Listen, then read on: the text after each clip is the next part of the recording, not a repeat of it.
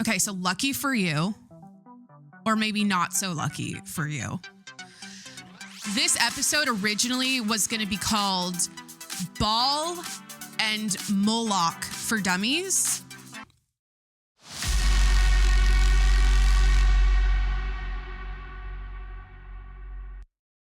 Baal and Moloch for Dummies. You heard me right. That was going to be the theme of this episode. And by the way, if nothing registered or went off in your brain when I said Baal and Moloch, this podcast is not for you. Okay. I'm sorry. We're not even a minute in. It's probably a good time to tune out. But I'll take that back, because instead of doing that, okay, because it was going to be way too fucking immature. It was going to be, I could not, we are in dire times. And unfortunately, I can't take anything seriously, but dumbing down Baal and Moloch to a preschool level, I just don't think it's the vibe right now. Okay, so instead, let me get the Riviera vibe. Instead, we're going to talk about things like potato balls. Okay. Again, with the immaturity, it's like I always have to do a shtick, and then I'm leaning into immaturity in 2026. It keeps me young, okay? Immaturity keeps me young. Okay, sue me. Things like potato balls. Why I'm a Karen like Pam Bondi. I'm fully a Karen right now about something, and we're going to talk about it. Getting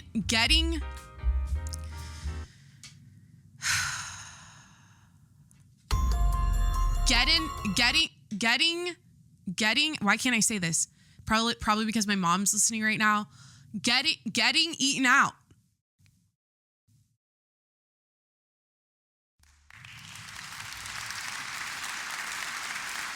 Kind of on theme with the Epstein file drop, but it's not even related. We're not going to be funny about those two things right now, but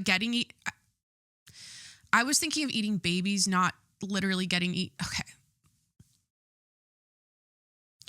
Not girls getting eaten out. That was not where my brain went. I was connecting babies being eaten, baby fecal matter in their intestines being eaten. If this, by the way, if you're also scratching your head, like, what are you even talking about? I am not your comfort podcast. I am not your podcast. Okay. Back to the Riviera vibe. And finally, what I couldn't do if you pointed a gun to my head. And Nancy Guthrie updates. Michael Jordan pinching a little boy's ass at the Daytona 500. New things I've added to the things we love on this podcast and the things we hate on this podcast list. Okay, fuck this intro. Okay. So there's so much going on, and I have so many tabs open right now that I don't even know where to. I have an itinerary. I have a plan, but I'm overwhelmed. Okay. There's so much to cover, and I'm going to try to be, okay, we're going to keep this light and fun. Hi, welcome back to the show. It's Jacqueline. I'm going to keep this light and fun. Fuck that intro. But yeah, a thought came to me last night. I had a 4-page itinerary for this podcast and 400 tabs open. And a thought came to me to do, and I'm literally on ChatGPT at 2 a.m. asking it about Baal and Moloch and child sacrifice questions. Okay.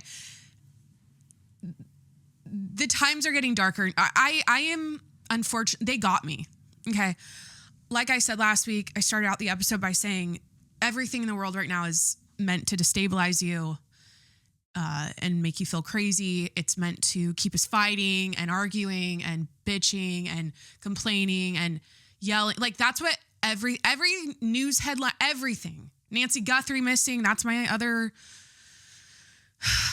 at this point, everything just feels like smoke and mirrors. Okay. But yeah, I'm down the rabbit hole at 2 a.m. asking a fucking robot about Baal and Moloch. And again, if you don't understand, I'm sorry. It's like the girls that get it, get it. You're either in this deep or you're not right now with the Epstein files. And by the way, the Baal reference happened, I believe, one time. Baal. When I say Baal, it's Baal. I will educate the people that don't know what that word means. Baal. It was, I think, referenced one time. Am I getting that wrong? I swear to God, it's like you watch one TikTok and they're like, this is where it was referenced. And it's like the one reference. I believe it was the bank name, Jeffrey Epstein's bank name misspelled, or it's called Baal. I don't know. But anyways, yeah, I had a 4-page document locked and loaded. My heating pad's way too hot right now. Just turning it off. You know, I'm a maximalist. I only do it on high heat, all 6 clicks up. I never do like a 1 click for a little warmth on my ass. It's always like the full 6, and we're overheating. Thank God I have iced coffee today. I had the 4-page itinerary, 400 tabs loaded, and I got sidetracked at 2 a.m. And I'm like, no, this is what we're going to do instead. Because if you remember, every now and then I'll do a deep dive and I'll do an entire podcast, a 3-hour podcast on one topic. And the most recent ones I've done were Luigi Mangioni's Bizarre Life and World War III for Dummies, the 12-day war, Iran, Israel, and the U.S. And I discussed it, or I taught my audience about it as if it was a high school cafeteria fight. And instead of throwing spaghetti, it was countries throwing nukes at each other and shit. And I like did a whole shtick on World War III for dummies, like at a dumb level. And so today I thought it'd be fun to do that, but instead we're doing other stupid, immature shit like potato balls. What did I say? Getting eaten out. It's a little teaser. You never know what to take literally on this show. I feel like I talk a big game at the beginning. See, here's the thing. I start the episode with, I'll do the little teaser of what's going on throughout the episode, right? And then until I get to it, you won't know how literal I'm being. And I think that is really fun. So come along this journey with me. Let's do the plugs. Please hit that subscribe button wherever you're listening right now. I'm on Apple, Spotify, Google Podcasts, Stitcher, Breaker, Overcast. They fucked up my Spotify video. By the way, this is a video. I'm mad right now because I just remembered and I need to check my email to see if they updated me. I was one of the first podcasts to be on Spotify video. I hold that very near and dear to my heart. Okay. I'm small peanuts in the podcasting world compared to the larger peanuts that you know very well. Okay. The Caller Daddies of the world, the Rogans of the world. Okay. The Smartlisses of the world. What are other big is that even, I just hear about that podcast when I listen to The Toast, another podcast that's big. I'm small peanuts. And they offered, when they rolled that out, they offered, for me to my podcast to be on Spotify video. And I'm working with the company and they convinced me to do this thing on my back end, and then it fucked up, and then he had to reach out to Spotify and they're trying to like undo it. And as of now, my podcast video format is not on. My video podcast is only on YouTube. So subscribe to my YouTube channel, The Jacqueline Monroe Show. Follow me on Instagram and TikTok at Jacqueline Monroe. And finally, if you want to support the show, patreon.com/TJMS, patreon.com/TJMS. All right. How are you doing? Today I am fully done with this, and I'm putting it on just because I love it so much. Today, the lip gloss is L'Oreal Plump Ambition Hyaluron. I always say it so wrong. L'Oreal Paris Plump Ambition Hyaluron Lip Oil PH in the shade Lilac. Okay. I've talked about this every episode for like the last 3 months. My mom, she sent me a Sephora package with some new Rhode lip gloss that I asked for. She hit me up and she She listens to my podcast and she notices that I'm always putting lip gloss on. So she offered to send me more. So that's coming. But this is officially done. And then we're doing the 5-in-1, Wet n Wild 5-in-1 Essence primer finish powder. I'm just trying to get into it. You know what I mean? Like, I took a spin class. I'm overly caffeinated and kind of scrambled, and I'm a little bit concerned about how much we have to cover and the fact that we're hitting the lunch hour very soon here. Okay. Iced coffee with the Chobani sweet cream purple canister creamer. Now, the thing about the Chobani creamer with it's like literally cream and sugar and I think natural flavors, which is sus. Vanilla. It should just be like vanilla. The thing about that is it's a slippery slope. You got to be careful about how much you're dumping in because that's going to easily, it's 5 grams of sugar per serving, which is per 1 tablespoon. And if you're a normal dumper, like of your cream, like if you have regular cream in your coffee, which I typically don't do unless it's an iced coffee, you're getting 50 grams of sugar per serving probably. So just make sure it's a nice shade of, depends how much coffee, like how much espresso you put in it. This is a nice, what shade of brown does this remind me of? If I had to like pick something out. This is giving golden retriever. Okay, so if your coffee, and that's a little too light. This is giving Canadian golden retriever, darker. It's not even that dark. It's honestly so light and I probably put too much in. But you know those Chobani creamers? The sweet cream one is the best. It's the purple canister. I was at Sprouts yesterday. I picked it up and it was next to the Nut Pods creamer, which is like 0 sugar that I also get. And I just said, fuck it. And that's what we're drinking. And then I have a Spindrift, lemon water. And let's get into it. So I haven't seen this many black squares. I haven't seen this many black squares since George Floyd was taken out. Okay.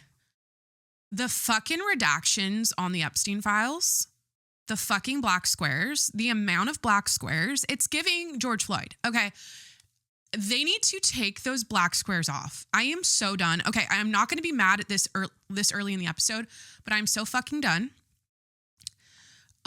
They did just arrest Prince Andrew. That's breaking news today. Okay. It's Thursday. It's February 19th. It's 11:30 a.m. PT over here on the West Coast. He was arrested Thursday in Britain. Okay, it was his birthday. I love this for him. I kind of feel like he was relieved because that man, he knew it was coming. And they got him on some weird technicality. It's not even for rape. I'm just going to use the words. I mean, we're all using the words. And by the way, I'm going to be towards the end of this episode. It's going to get very graphic and very like.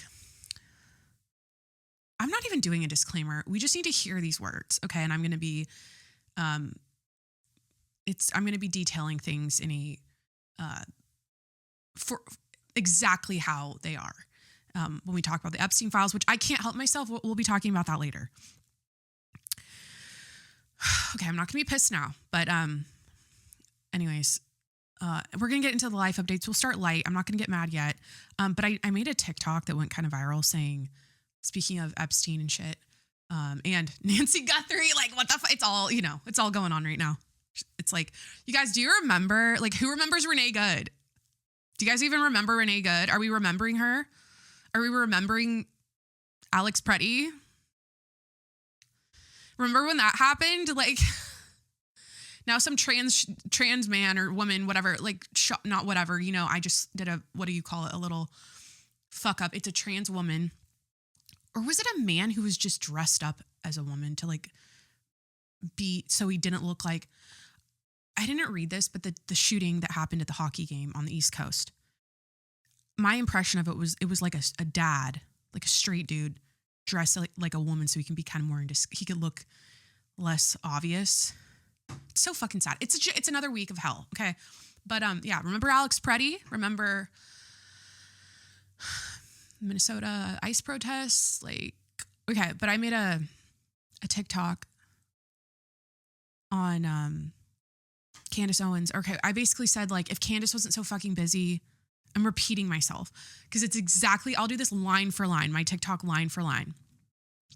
I said, if Candace wasn't so busy playing Blue's Clues on her podcast to figure out who the fuck killed Charlie Kirk, I'm like trying to remember this and it's not as...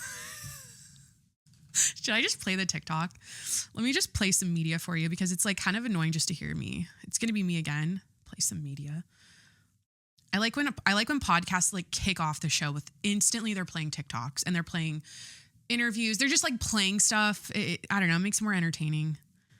I try to do that with the switchboard. What is this? My Rodecaster Pro 2. But anyways, I said this. We're at 63,000 views. So one thing about me is I go viral regularly. Okay.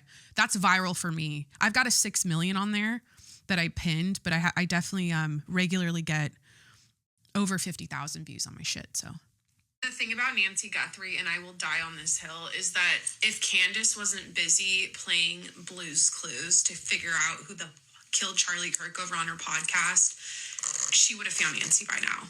Okay, if she wasn't so fucking busy, I'm just going to swear. If she wasn't so fucking busy. That's kind of, okay. And by the way, you have to say, and I will die on this hill for people to continue watching your TikTok. That's why I said it. I wouldn't have said it otherwise. Okay. So anyways, so I made that TikTok and now I'm getting messages like this. Okay. This is the kind of shit. So if you start talking about Charlie Kirk, Candace Owens, the Epstein files, anything of that nature on your TikTok, if you start making videos like this, these are the kinds of messages you get. This is from @clickmyprofile27. Okay. Hey, can you please, like with so many S's, watch and possibly share my latest video? At first, it will sound crazy, but if you watch until the very end, you'll understand. I have undeniable proof that Charlie, Candace, Erica, and Trump are Masonic actors. Freemasons, I believe. If you feel like the information I provided is very important, which they're not all bad. I just learned about the Scottish Rite. I drove by this building in San Diego and it was like Scottish Rite and it was like a fucking temple, like something you'd see, not a temple, but like it wasn't giving Mormon church or like Mormon temple. It was giving like building in DC, but on the side of the freeway in Mission Valley in San Diego. And I was like, Scottish Rite? What the fuck? And it's like a brotherhood. It's like a branch of the Masons. It's like I think it is the Freemasons of San Diego. I don't fucking know. There's a lot of negative, like they've been up to some shit in the past and throughout history, the Freemasons, the negative shit in the past. And so there's a negative, why do I care? You know what I mean? Like I'm trying to read this. I'm trying to like,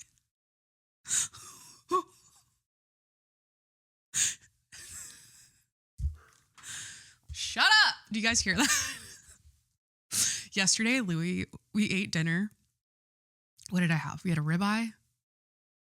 We had a ribeye, spinach salad, and sourdough with graza. If you know, olive oil with sea salt. Not even toasted. It was so good, just plain and room temp, the sourdough. And anyways, Corey goes down to pet Louis by the table. And he like cowers. And Corey's like, no, you're not hand shy. Like, no, what's going on? You're not hand shy. And I'm like, I looked at Louie and I'm like, don't tell him, because I'm with the dogs all day. Well, today they're with me. Typically when I podcast, they're with Corey. He takes them like 2 to 3 times a week. But I was like, Louie, don't tell him what, don't you dare tell him what I do to you when he's gone. And then, yeah, I'm so sweet to the dogs. Last night, speaking of my heating pad, you guys, there is nothing fucking cuter. Louis sleeps with us every single night. Okay. Our bulldog, English bulldog Louis, right? And last night I had my heating pad on because it's so cold in San Diego right now. Like, first of all, it's like pouring down rain today and it's cold. We have like a cold front and it's freezing. My house is like 63, which is so cold for me. Anyways, I put the heating pad on and he like curled up on the heating pad with me. And that thing again was full volume, full 6 clicks high, okay? And he was loving it. And I was like, that is the sweetest thing. Like, he never lays on the heating pad. The fact he didn't overheat, like, he loved it. We were like spooning on the heating pad. It was so cute. Okay, back to the TikTok message. So you make like the videos like that, and then you get these, and then we'll play the video because I'm curious because I haven't seen it yet.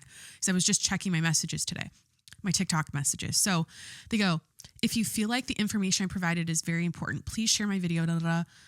I don't want my Christian brothers and sisters to be deceived, especially because Charlie's death, in quotations, oh fuck, was mentioned at most American churches. What the fuck? Okay. Going to their profile. 4 followers, 12 likes, 2 videos. They said my most recent video. 122 views. I'm like kind of worried, but let's play it. Let's just play. I don't know how long this is. Oh my God.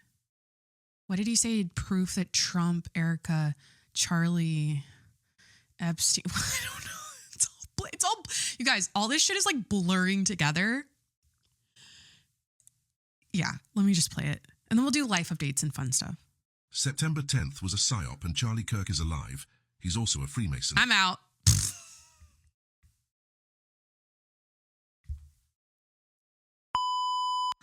September 10th was a psyop and Charlie Kirk is still alive. And he was a Freemason. What was that? Wait.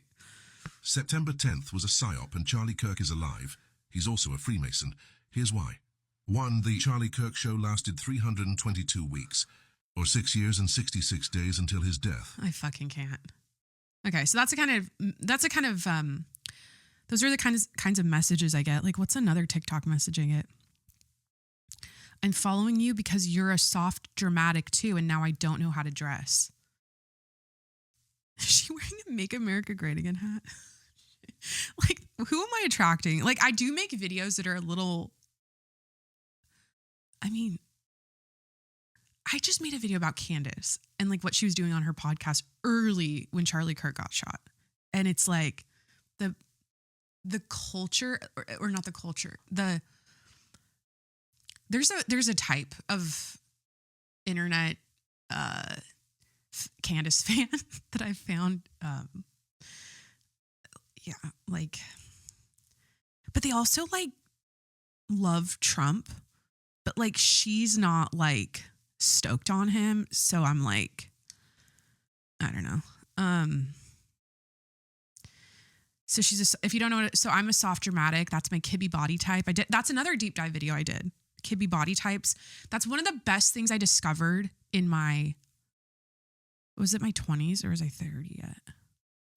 Basically, I wish I knew in my 20s what my Kibby body type was, so I knew how to dress better, because once I figure that out, it makes shopping so much easier and you can never go wrong. Like, I know exactly what silhouettes to buy and what necklines and what kind of pants and like the fabrics, the prints.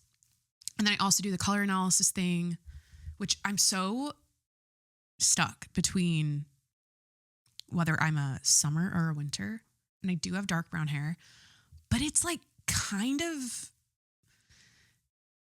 like light brown at the root. And right now I have a little bit of grow out because I do an all over dark every like 3 months. I've been doing that recently. Never let me get a balayage again. You guys, if you're listening to this podcast, do not, if I ever show that I'm in a hair salon, call 911 to come to the hair salon to arrest me. Do not let me do that again. Washes me out. It completely washes me out. Don't let my hair be shorter than my tits. Okay. Don't let me ever do a chop above the nipple. Okay. This is exactly the length it should always be. Okay. I was looking back at pictures and it's not like I look bad, but it's just too soft on me. I need contrast. Okay. That's what color analysis has taught me. I need contrast, but I also need depth, but not too much depth. I need contrast. It's so the nuance of color analysis, like how, oh my gosh, it's even like clear versus bright versus colors have clarity and depth, and they also have it's just like vibes. Like color analysis is just vibes. I don't know. But yeah, don't let me do the balayage thing again. And the thing about that is I can do the balayage thing. I can do the lighter hair, whatever, but I have to have a spray tan because I'm just so naturally cool toned and pale. So like the warmth of the hair with the balayage, with the highlights, with the pale ass cool tone pink skin, because I lean pink. Even when I'm tan, like naturally tan, this is a girly podcast, by the way. If you're a new listener, this is a girly podcast. We talk about things like this.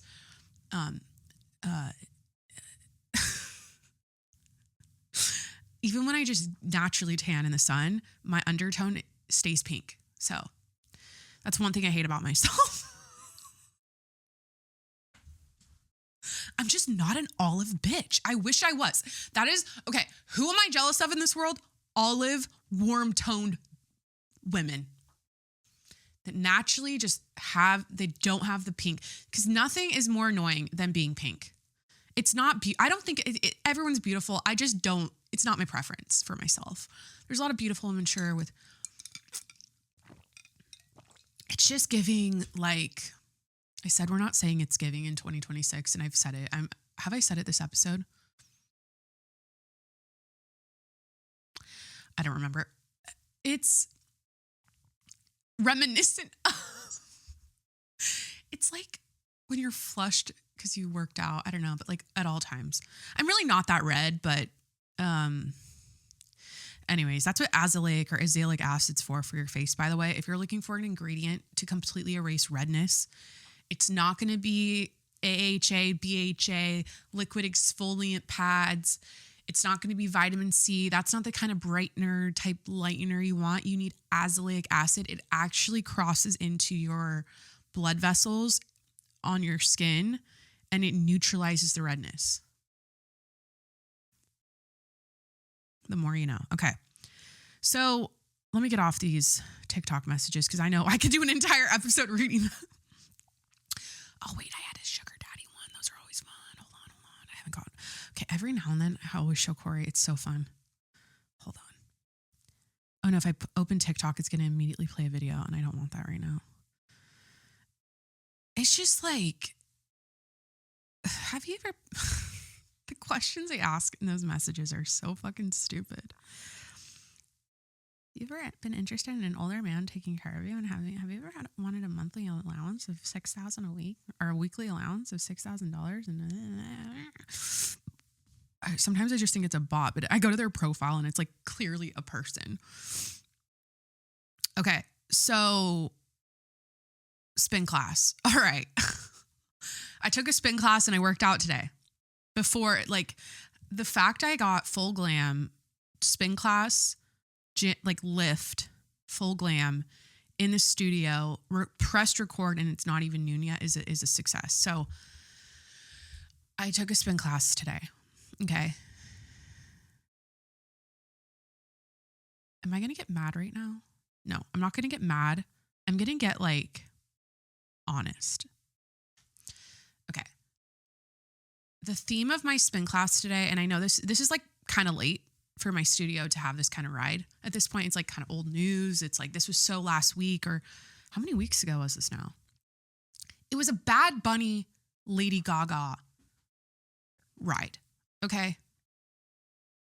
The whole ride were the only Bad Bunny and Lady Gaga songs. It was a 6 a.m. class. And what this class made me realize, it made me realize so many things. So many things. All these motherfuckers that had a problem with Bad Bunny at the Super Bowl, performing at the Super Bowl. And by the way, he was just doing his job. They asked him to do it. He was just doing his job. He exclusively sings in Spanish. Like, that is what he does. He just did his job. Okay. Like, by the way, that's what he did. He showed up. But the people that had such a big issue with it have no vibe. No vibe. They don't know how to have fun. They see color. They're not open to cultures and languages. They're the worst people to travel with. They're like, where's the fucking McDonald's? They're in like the heart of Puerto Rico, and they're like, fuck this food. I want a 12-piece McNugget right now. Like they have no vibe. Like I'm in this class, and oh my God, it starts off with Lady Gaga songs, which amazing, right? Like it's like we're, and it's like 6 songs before. I don't know how many songs is. It's a 45-minute class, but it starts off with Lady Gaga, and then it switched to Bad Bunny. And oh my God, when the songs switched to Bad Bunny, I'm like shaking my ass on my bike. I'm like, I don't understand a single word he's saying. And there's so much beauty in that. And I'm like, why did this rub people the wrong way so much? And again, it's like, we're kind of on old news right now because this was the Super Bowl. This is the halftime show. I haven't talked about it at all. Like, I just think it was so, like, this whole Turning Point USA halftime show thing and how they went about that is so immature. It's like when this is my take. Okay, so I'm in spin class. I'm vibing. I'm like, oh my God, this music's amazing. Like, I love Bad Bunny. I'm obsessed. Like, oh my God, they played was it Cardi B? Yeah, I'm Cardi. I like it like that. I forgot he was on that song. How does that song go? It's like, I like Donna, I like Donna, I like Donna, Anna. What's that song? Anyways, All in Monaco, fucking great song. So many songs are great. I'm just vibing. Then I was having flashbacks to the Super Bowl halftime show and my Super Bowl experience. Okay. Now we're just going to connect this. So this is the life updates. Life updates are starting now. Let me tell you about my Super Bowl experience. Okay. I was sick. Honestly, I was so fucking sick and it was annoying. I've been sick 3 times and this happened last year too. Yeah, within like 2 months. So it was annoying. I was so sick and like my throat hurt and I was stuffed and I keep getting this annoying head cold. And, but anyways, let me just go to the Bad Bunny Bad Bunny halftime show with Lady Gaga and then the Turning Point USA thing and how I said it was so immature and what my thoughts are on that. Let me just go to the specific thing at the Super Bowl. I had a great Super Bowl.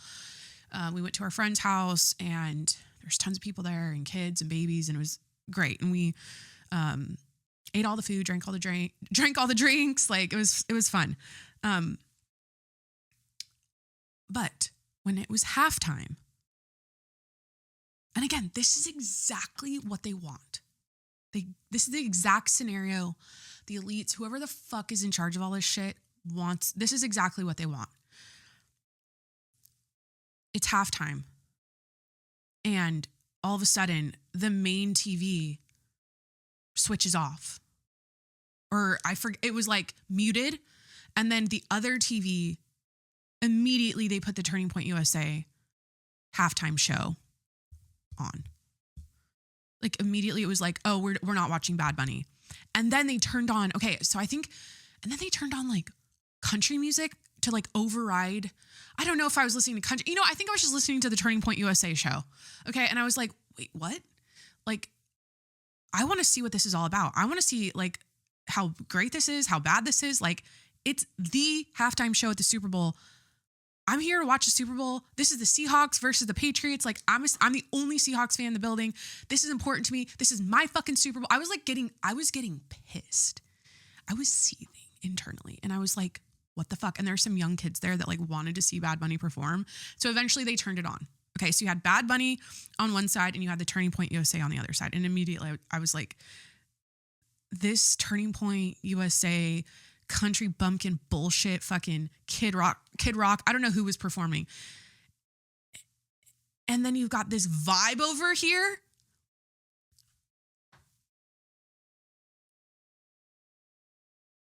I'm like, how could you hate on this vibe? How could you hate on this? I mean, it wasn't the best halftime show that ever was, okay? No one will outdo Michael Jackson's halftime show.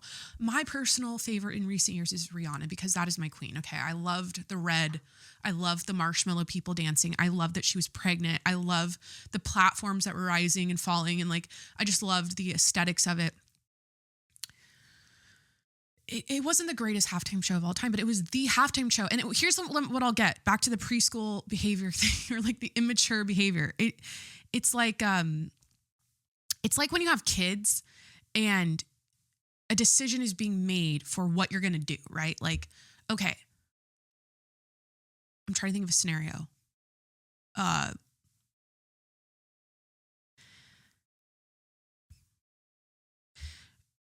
It's like, when you're a kid and your parents are like, we're going to watch, like in my case, I'm going to think of something very niche and specific to my family, okay? So it's Sunday night. We just ate dinner as a family, okay? We just had spaghetti and garlic bread, and my mom made a beautiful Caesar salad, and my parents were drinking, I think they would always drink the Menage a Trois wine, the red blend, the Menage a Trois, I think it was Menage a Trois. Is that what it's called? Wine?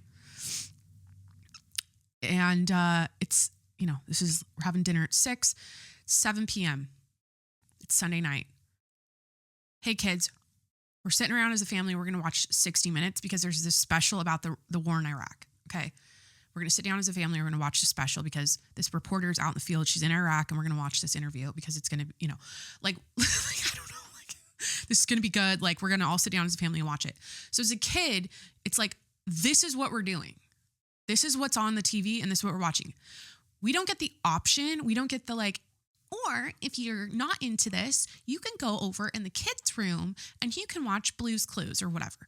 Like, you don't get that. It's like, this is the decision. This is what we're watching. And so the vibe of the Turning Point USA halftime show was like a bunch of whiny kids that were like, we don't like this guy that speaks Spanish and sings in Spanish, and he wore a dress or something. I'm not quite sure with what the lore is on Bad Bunny in a dress or wearing drag. I don't know the lore. I hadn't even look it up. It's like a bunch of whining adults, but they're acting like kids who are like, we can't have this. This is bad for our country. And they're trying to do whatever. And we're going to go off and do our own thing.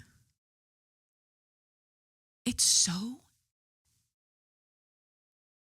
preschool, immature, stupid. Like, that's how I see everything now. I'm like, these are a bunch of whiny adults that have no vibe, that are so immature,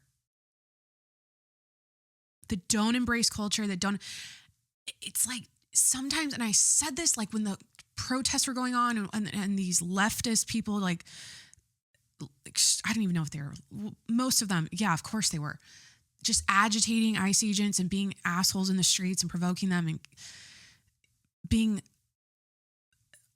so aggressive towards them. It's like, sometimes you just have to, like, unfortunately as a citizen, like, sit on your hands and like watch things you don't want to see happen. Same with this halftime show. It's like, be an adult. Like, this is what is, you might not agree with it, but like, this is what we're going to watch. Like my family with watching 60 Minutes on Sunday night. Like, this is what we're watching as a family. This is the movie we're watching. Like, and it's like, I'm always boiling things down to like maturity and emotional, what do you call it? Intelligence and shit. It's like, cause yeah, that was wacky. That Turning Point USA thing was so wacky. And I think I was also pissed off about it because I know too much about Turning Point USA right now because of fucking Candace and like listening to some of her podcasts and like Erica, and just the vibes are off. And I just was like, and no one was like getting down to it. It was just on. Like, I maybe there's one guy that wanted to see it, the Turning Point one. But you could see a riff in the room back to like, this is what they want. Is this just a political podcast now? Like, what did I say the other day? I'm like, people are like, I don't get political. I don't talk politics. It's not even left versus right now, by the way. It's good versus evil. Okay. That's really, if you've learned anything in recent times, it's good versus evil. It's us versus them. It's not us against each other, left versus right. Anyways. But yeah, the fact the room was kind of, there was tension. I know, like palpable tension where it was like, what the fuck, we want to watch Bad Bunny. And then other people are like, fuck that, fuck Bad Bunny. Fuck. It's like, why do they even think that? Because of what Trump tweeted about him, or like because of some shit they saw about him wearing a dress, or whatever, like the Spanish speaking part of it. Like, it's not ideal. It doesn't represent like, okay, the majority of our country, right? But it does represent a pocket of our country. It's music, it's art. God bless. Lady Gaga was there singing in English. I loved her little, like, the little cha-cha they were doing. What do you call that? Little. He brought out the little Latina in Lady Gaga. It was cute. I was loving her little blue dress, but I'm just at the point now where I'm like, can everyone just like shut the fuck up and vibe? That's why I can't with the Turning Point USA halftime show. It was just so not that. You know, it was so not that. It was so whiny, bitchy, complainy, like, and here I am doing that. But I think you get the point. But yeah, I had fun in spin class. And then we'll get to the Karen thing, why I'm a Karen like Pam Bondi, like I teased in the beginning. She was such a Karen. And she couldn't even fucking, it's like they can't even answer any basic questions about the Epstein files. It is so frustrating. Okay. Yeah, I went to spin class, then I worked out. I did a glute workout, and then I'll get to the Karen part because of the glute workout and the thing that'll be a little bit later in the life updates. Okay.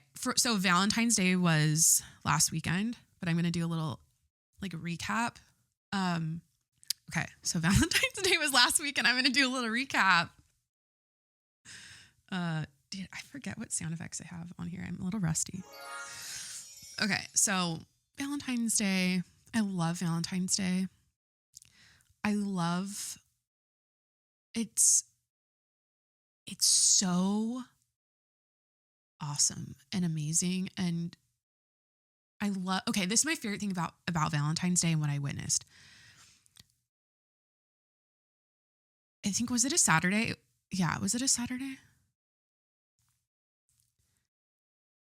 I think it was a Saturday. Anyways, I just love how everywhere you go, all the girls stepped out in their pink and red. I was in my spin class, every fucking sports bra, every legging, every sock, every headband, hearts on shit. Like, everyone just, it's like so cool how girls collectively around the world on Valentine's Day just come out in the world. They go out in public. They wear their cute little pink and red stuff. And of course I went to the gym after spin class. Like, this is just my routine, whatever. And you go to I went to my gym, and it was like all the girls on the Stairmaster wearing their pink little shorts and leggings. All the girls on the treadmills, it's like everyone was in their pink and red. It was just so like, you know, I don't know. I just love, everything's about girlhood and girls and girly things, and everything is for the girls. But it really fucking is. You know what I mean? I see that shit and I'm like, I think I saw a couple guys in red shirts. I think the guys on Valentine's Day in the gym in red shirts were legitimately trying to fuck.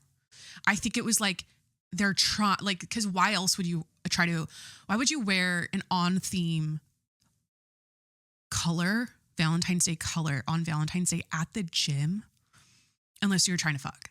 So I think that's why they were wearing them. But I noticed that, but I'm like, guys just like I don't know. I'm like, maybe on like Veterans Day, it'd be cool if everyone like popped out in their camo. Like, guys should do that. Like, what's like a manly straight man type holiday that they could all wear a color for or something? I feel like Veterans Day would be like the one.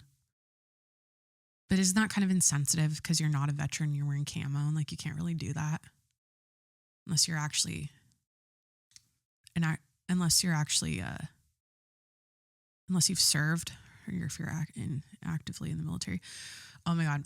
my favorite thing that we say as oh my God, it's just like, I talk about us as a couple too much. It's not my entire personality. It really isn't. But like, Corey, there's this billboard. I think it's taken down now. A Marine billboard. There's also, what do you call it? Commercials for the Marines. And the slogan is the few, the proud, the Marines.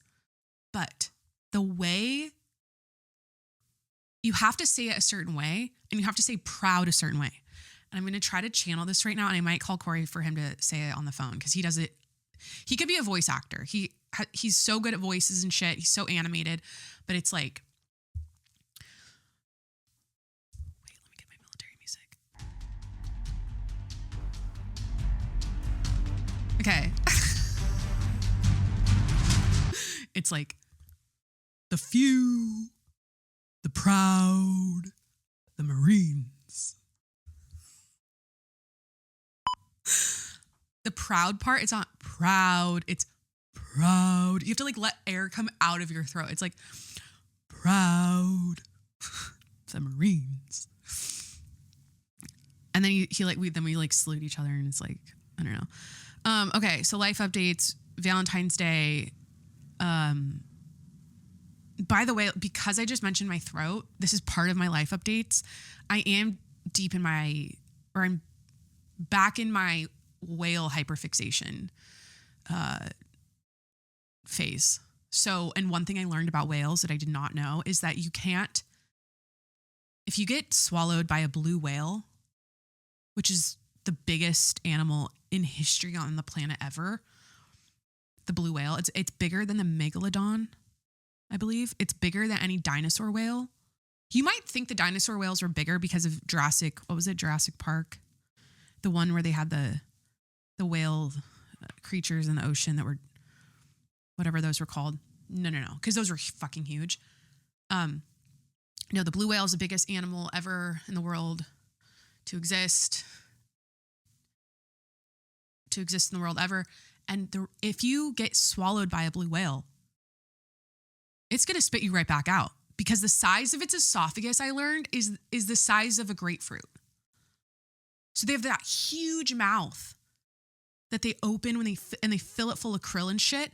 And then anything that's bigger than a krill gets spit right back out, because its literal throat, the proud, like proud. Like, I love saying it. It kind of feels good on your throat when you say that. And my throat hasn't been feeling very well lately. So like, I'm really trying to, it feels good to podcast, and to use my voice and to not be in pain. So the throat is only a grapefruit size, so it can't actually swallow you. And I was thinking about those guys that weren't there like 2 guys in the last 5 years that got eaten by a whale and spit back out? It's like, yeah, that's why. Because they'll fixate or whatever. And that's what happens to killer whales. So again, life update. We're kind of off 9/11 and we're back on the whale thing like I predicted. And then also lakes. I'm also, okay, it's like Epstein files, Nancy Guthrie, whales, and a little 9/11, and then deep, scary lakes around the world. And then also there's this other thing where these people slide in caves that are really confined. What is that called? Splunking? I don't know. But the killer whales, if they eat a seal that's too big, they'll fixate or whatever, because they'll choke on it, because their throats can swallow. Killer whales can swallow bigger prey, but it can also be a problem. Like if the prey is too big, they can choke on it and die, which I guess makes sense. It's like what you teach a kid when they're 2. It's like, chew your food so you don't choke and, die and suffocate. And let's take this time, by the way, right now. Okay. Speaking of choking and dying, I believe that's the number 1 cause of death in men. Okay, I'm not laughing, but no, literally there's so many examples or it's a common thing for a man to be choking at a steakhouse on his his fillet or whatever, his fucking New York strip, because took a too big of a bite. All right, it's common for a man to like that happens. He's choking and he excuses himself to the bathroom. Then when he's in the bathroom, he dies. And the tip I have for you on the podcast is probably my only tip, because I didn't come locked and loaded with anything else other than this, and this just came to me. The tip of the day is to always be dramatic. Always just honestly.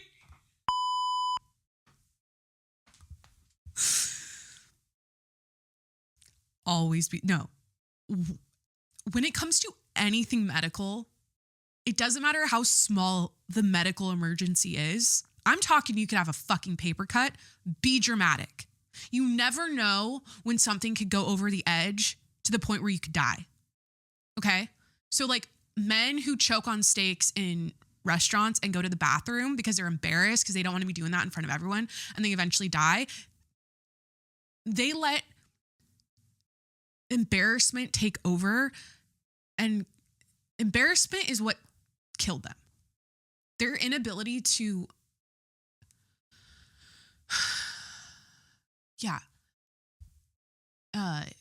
it makes sense. Like they're embarrassed. Oh my God, you guys, I'm kind of out of breath right now. Be dramatic. Even if it's like you're in public. I think of scenarios so much. Like I envisioned, oh my God, I almost shit myself in spin class. Oh my God. This is, okay, sorry with the beeps, but like literally, okay. I almost shit myself in spin class, and like it was early in the morning and I had a Celsius, and then I immediately got on the bike. Like it's within 5 minutes. Like I wake up at 5:25. I leave to spin class at 5:50, and on my way to spin class at 5:50, I chug a Celsius. It's like the worst thing you could do for the female body, but that's what I do, and I feel amazing after. So like, fuck it. But literally, I'm in spin class, and the Celsius hit, the caffeine hit, the taurine, the guarana, the whatever they put in Celsius. It hit, and I felt like I was gonna shit myself, and I was imagining, like while I'm writing, I was so like at that point I'm just disassociating. I'm like, they're telling me to do all these hand motions and shit and push-ups and like whatever, and I'm like doing it, but I'm kind of on autopilot because I'm that good at spin class now. I think I'm on my 92nd class. How many classes have I taken? I'm almost at 100 rides. They like give you a Oh yeah, I signed up for another one. I forgot on Saturday. 92 classes completed. They like take your picture when you hit certain numbers, and they give you a little card. And I honestly like don't want my picture taken. But like I'll do it. But anyways, I was imagining like if I shit my pants right now, like what would actually happen? So I'd shit myself on the bike. So this is a girly podcast. We talk about girly things. This is also a political podcast. We talk about current events and politics and the government and the deep state and Moloch and Baal and true crime and pedophiles and rapists and murderers and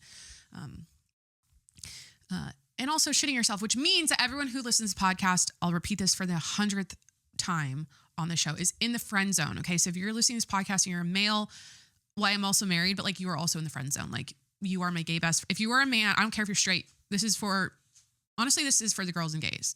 And the guy, I have a large male audience. It's a straight male audience. You're in the friend zone. Okay, you're gonna hear about me shitting in spin class.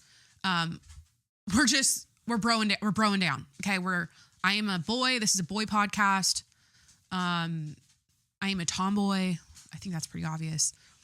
I'm not like other girls.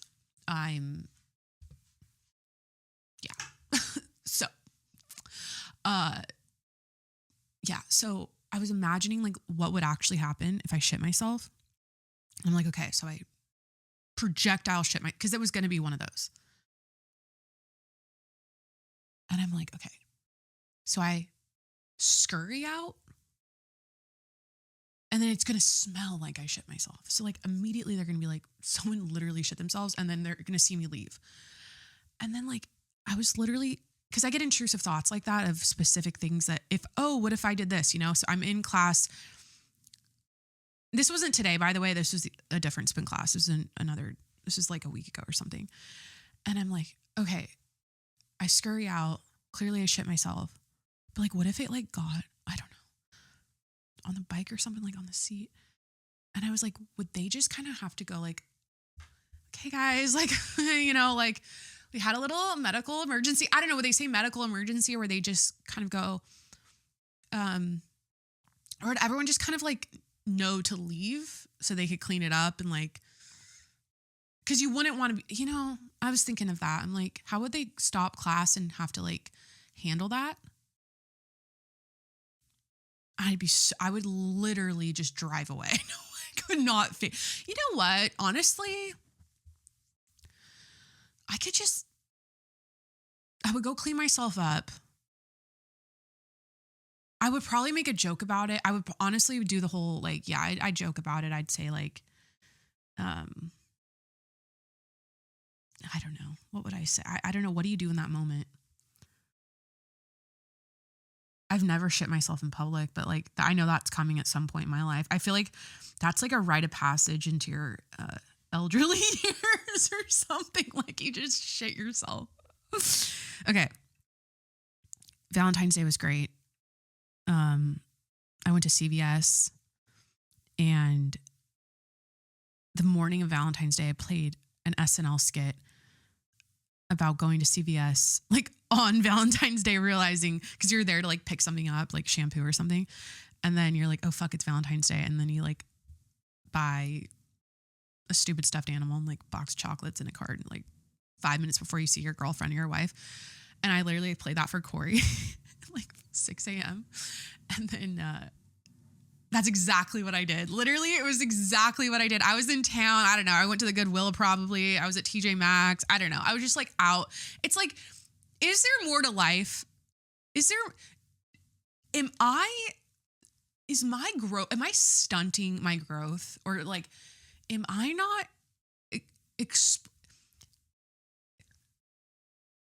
is there more to my life than going to spin class, going to the gym, getting a smoothie, going to the Goodwill, going to TJ Maxx, going to Home Goods, going to Ulta, going to a different antique store and maybe another thrift shop, and then maybe the nursery to pick up a cool plant on a Saturday. Oh, fuck. And maybe like hit up the golf course. I don't know. At some point, like that fits in. Maybe I'd cut out a few other things and like, or just like hit balls on a Saturday.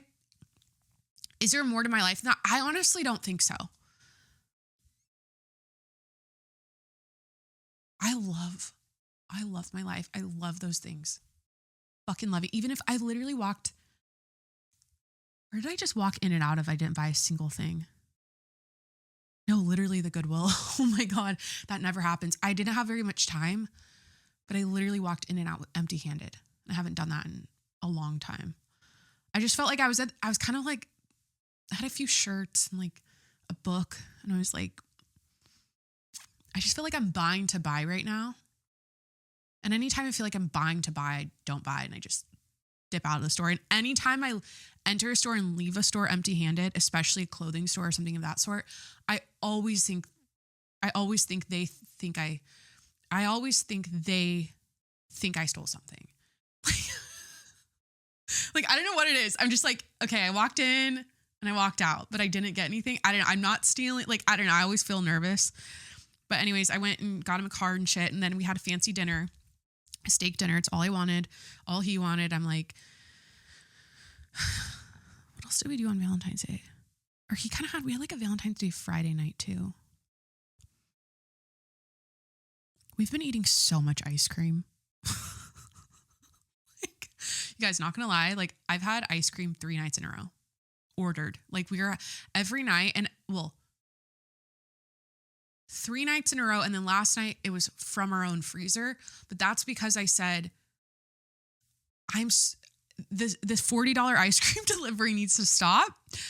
this is why I went to Sprouts yesterday and I got ice cream for us, like little cones, just something. I just always need a little something after dinner, and a piece of dark chocolate just doesn't do it for me right now. Like I'm over it. I'm like, it just doesn't hit. Like a little like mini ice cream cone or little like ice cream sandwich or something.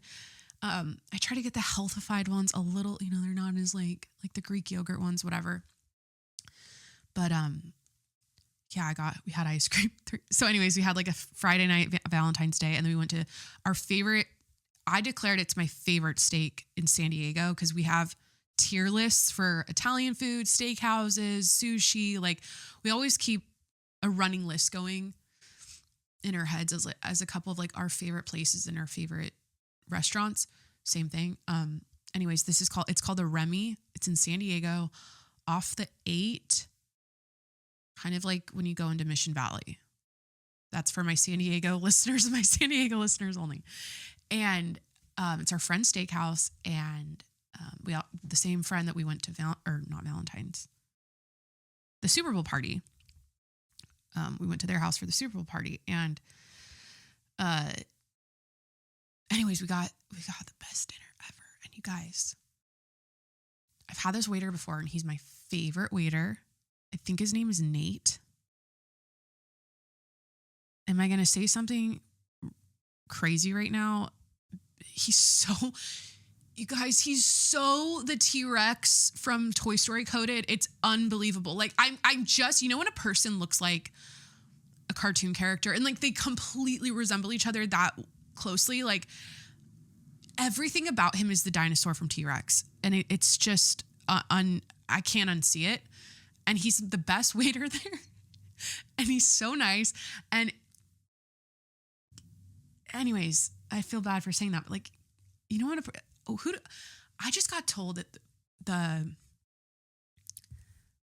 the Super Bowl party, towards the end, we were about to leave. Hey, have you ever been told you look like someone? And I'm like, oh yeah, like, and immediately I knew who she was going to say. Immediately, I was like, I'm the Ice Princess. Okay, God rest her soul. It's very sad. I am. What's her name again? She just passed away.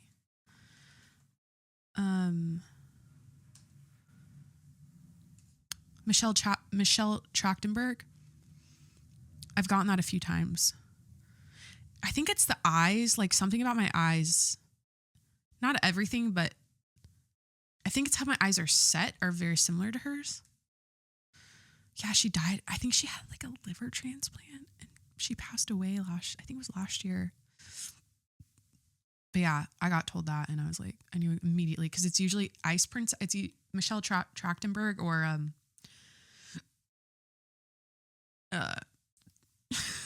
was gonna say Sydney Sweeney as a joke. I'm not even fucking blonde, but like I don't know.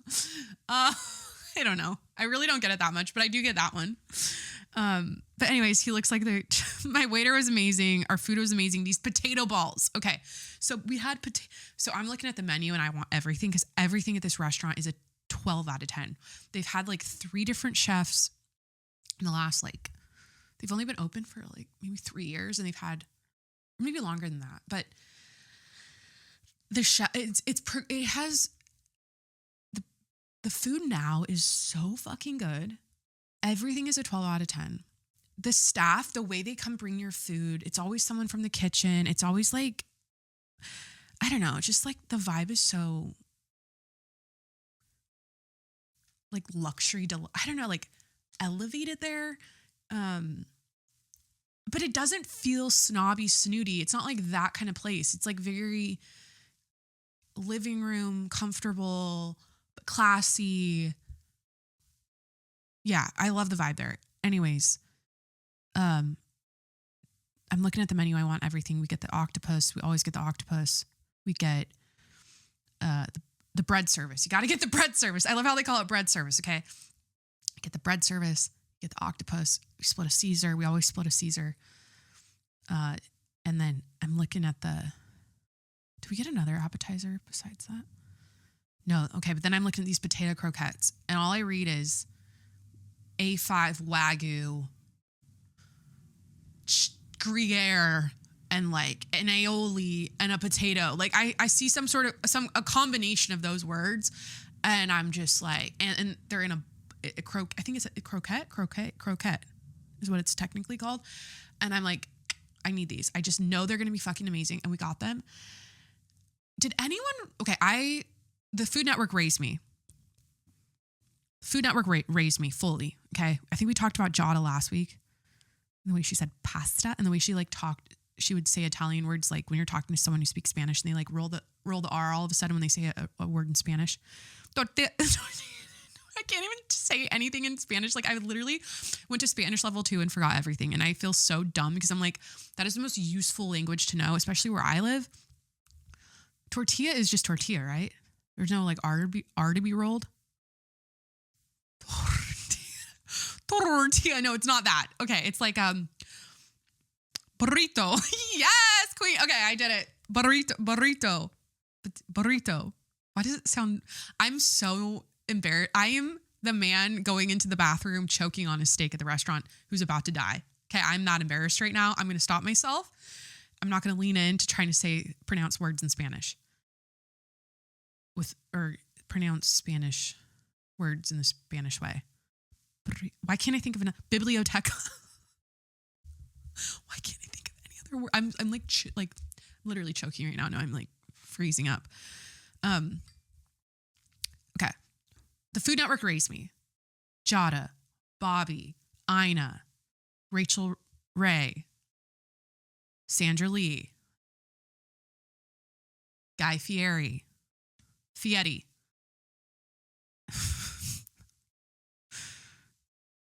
Just thought of Bert Kreischer correcting people when they say Fieri instead of Fiati. And I don't know, I just thought of that. And that's so, it just,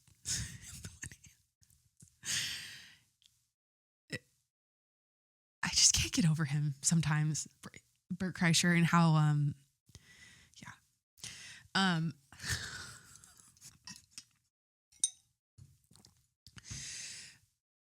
anyways, the guy from Unwrapped, when they go through the food factories and they'd show you how to make an Oreo or whatever, or like hot cocoa mix and how it's made. It's not how it's made. It's called Unwrapped. That's another great show. How It's Made. Was that Discovery Channel?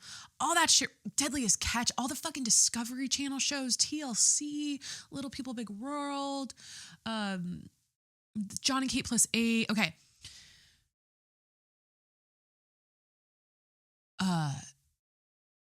I just thought about tits too. Oh my God. I'm like literally other shows that raised me. The Girls Next Door. I would literally watch the Girls Next Door where they would like the Playmate. Like this is how I knew. I knew from like a young age that I was going to have big fake tits someday. And honest to God, like I think the Girls Next Door, it started with that show because I would be like, I don't know, 13, like watching E. It's the Girls Next Door. They're blurring the tits. And it was just like, I don't know, like I was just like, you guys, this is like, okay, again, with like being a young girl watching basically,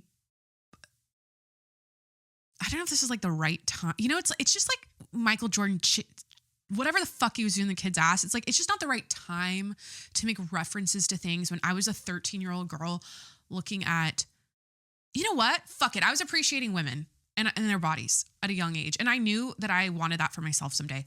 We'll just keep it simple. It doesn't need to be too deep. It doesn't need to be, no. But the way I would have the channel switcher button, like the one that would go back to the other channel, I'd have like Arthur on. If my parents walked in.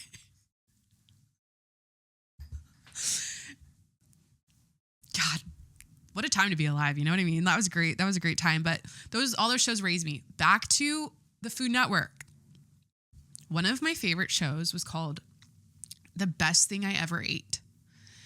And it was a show where they would bring on the Food Network chefs, the stars, the Bobbies, the Inas, the Giadas, the hosts of the shows.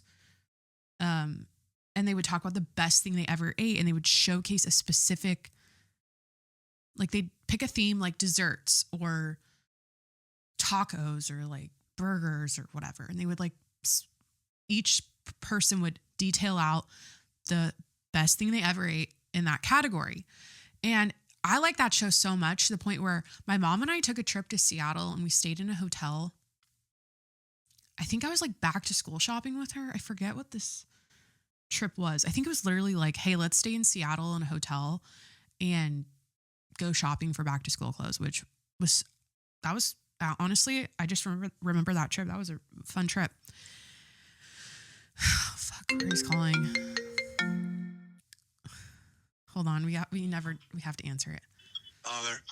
Hi, you're on the cast. Oh, I didn't know you were filming today. So sorry. Yeah, I remember I couldn't yesterday, so. I forgot. Okay. Goodbye. No.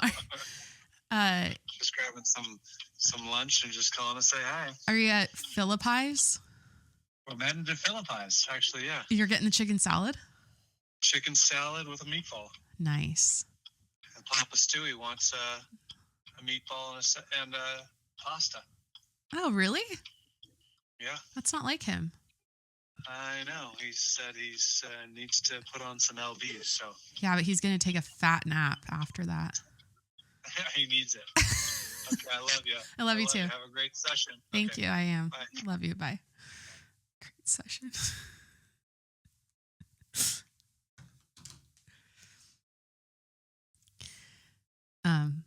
Anyways, we stay at this hotel and I like that show so much to the point where I remember Jada liked these.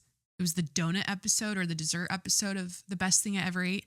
And she liked these donut holes from this random restaurant in Seattle. And the way she talked about it was like, oh my God, this is like so good. And so like my mom and I went to this restaurant and got them. And I just remember like, wow, these are the best donuts I've ever eaten because they were Jada's favorite donuts or whatever. These potato balls I had at the Remy restaurant on Valentine's Day, they're the type of thing you put in your mouth and you just immediately say fuck. Like, oh fuck, like holy fuck. Like I was so, they only give you like 6. It's like fried potato with Gruyere, lightly fried. There's an aioli underneath the potato bite. Has a little strip of Wagyu with something on top of that. They're so rich in like the best way. I've never put anything, like it was the best thing I ever ate. It was the best thing. So that was our Valentine's Day. Okay, wait, we had, I got a ribeye. He got a New York strip. We always get fillets.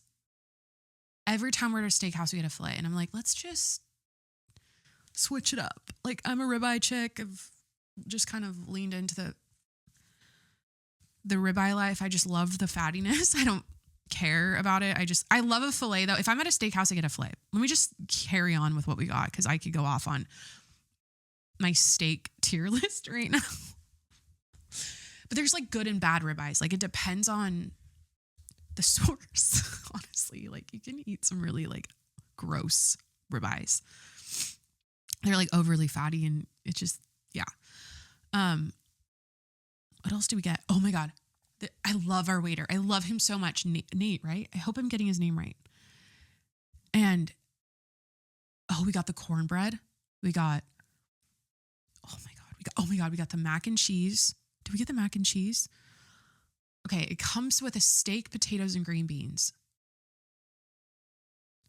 I'm not kidding when I say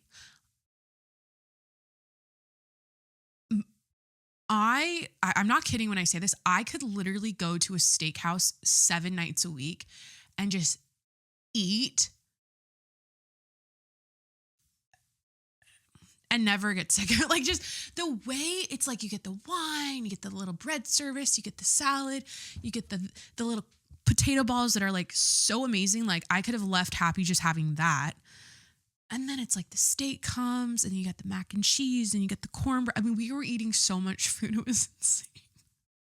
And then it comes with like mashed potatoes and green beans with the steak.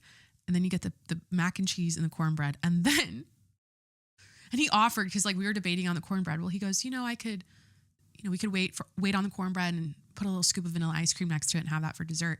And I'm like, immediately I was just like, knowing us, like we're going to have dessert anyway. So let's just have it with dinner. And then when dessert came, I just loved how he goes, he gave us a little dessert menu.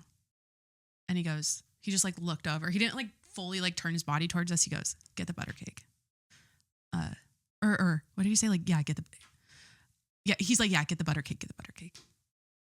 Just like very quickly and like under his breath, almost just like not, just so confident. And like immediately I was like, not even debating this, not even questioning it. I trust him with my life.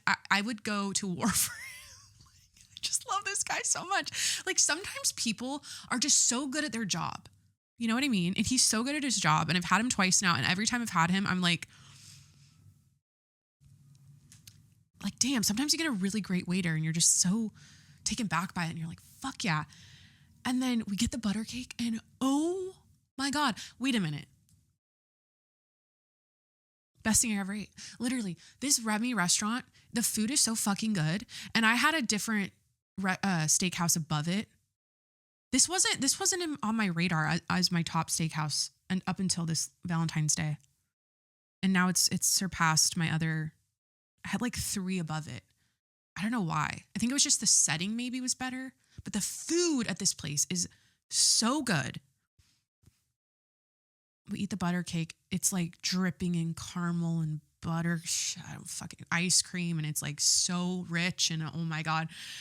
And then we're just sitting there like in a coma after just drinking our wine and we run out of it. And he just comes over and just keeps it going.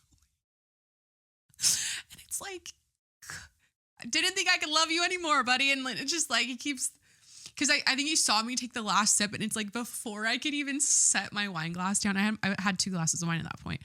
These are 9-ounce pours. I mean, these were some fucking big ass pours. So God bless. That was our Valentine's Day. We've been watching the Epstein documentary. I saw it when it came out, or like I watched it a couple years ago. I don't know if it came out a couple years ago, and it hits different now.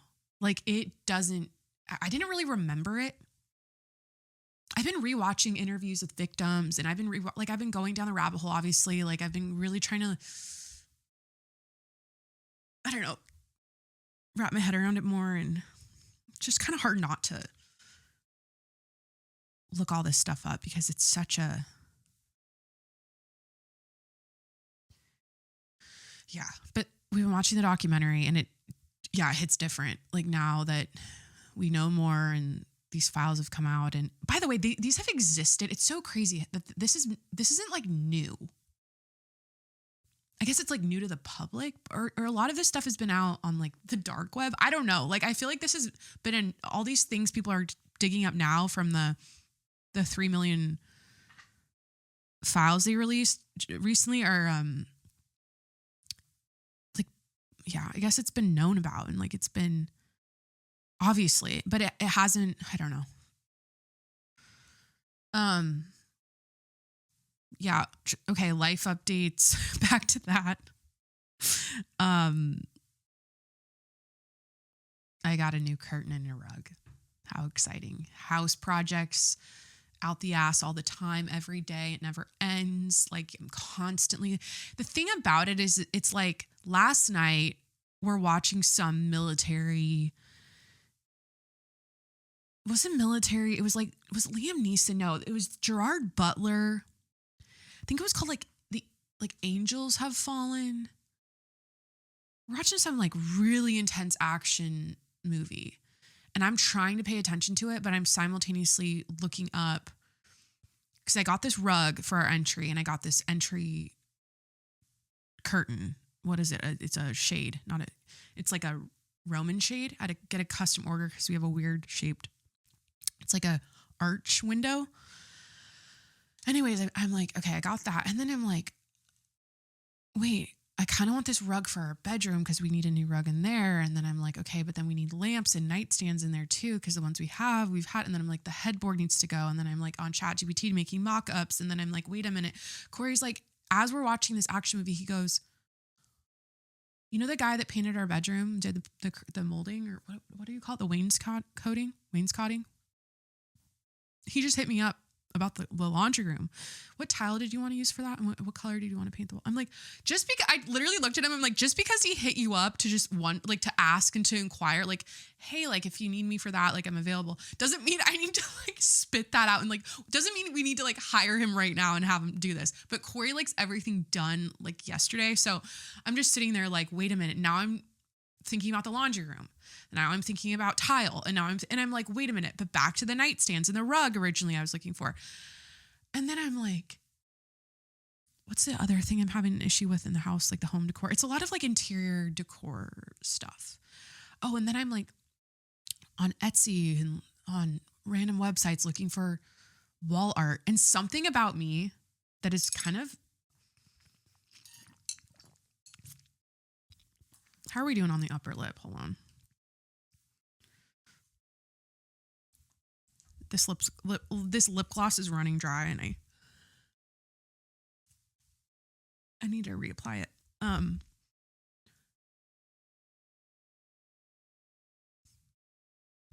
I really struggle with wall decor, like putting wall art on our walls and photos. And I struggle with it so much. And it's not because I'm indecisive and I don't know what I want. It's because I do know what I want, and nowhere has it. Nowhere has it. I love in a home. I love photography. I love black and white photography. I like animals. I like nature. I like people.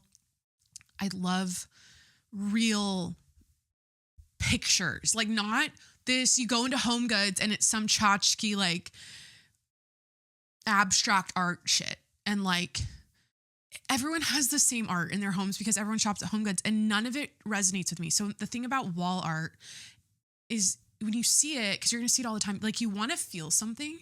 When I go to Home Goods, I feel nothing. Okay. And that's like the only place I really look. And then I go to this antique store and it has a ton of like cool art, but just nothing has spoken to me. The last time a picture spoke to me that I actually bought, this was back in 2019. Okay, so it's been a minute. And I walked into this antique store in Cardiff, California here, north of San Diego, and I guess it's San Diego, Cardiff, whatever. I walk into an antique store, and across from me on the wall is this horse picture, this beautiful black and white horse. And instantly I'm like, I need that. I haven't felt that way about a picture in years.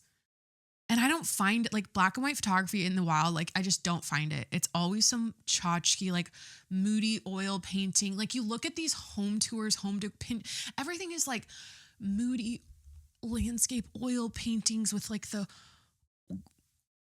antique, what do you call it?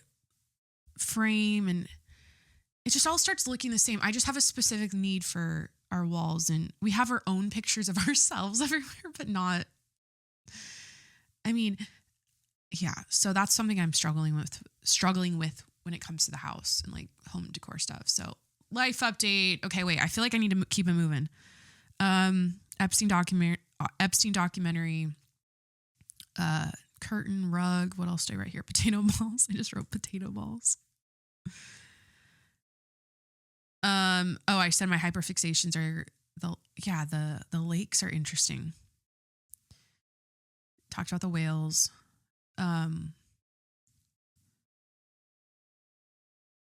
Okay, so lakes.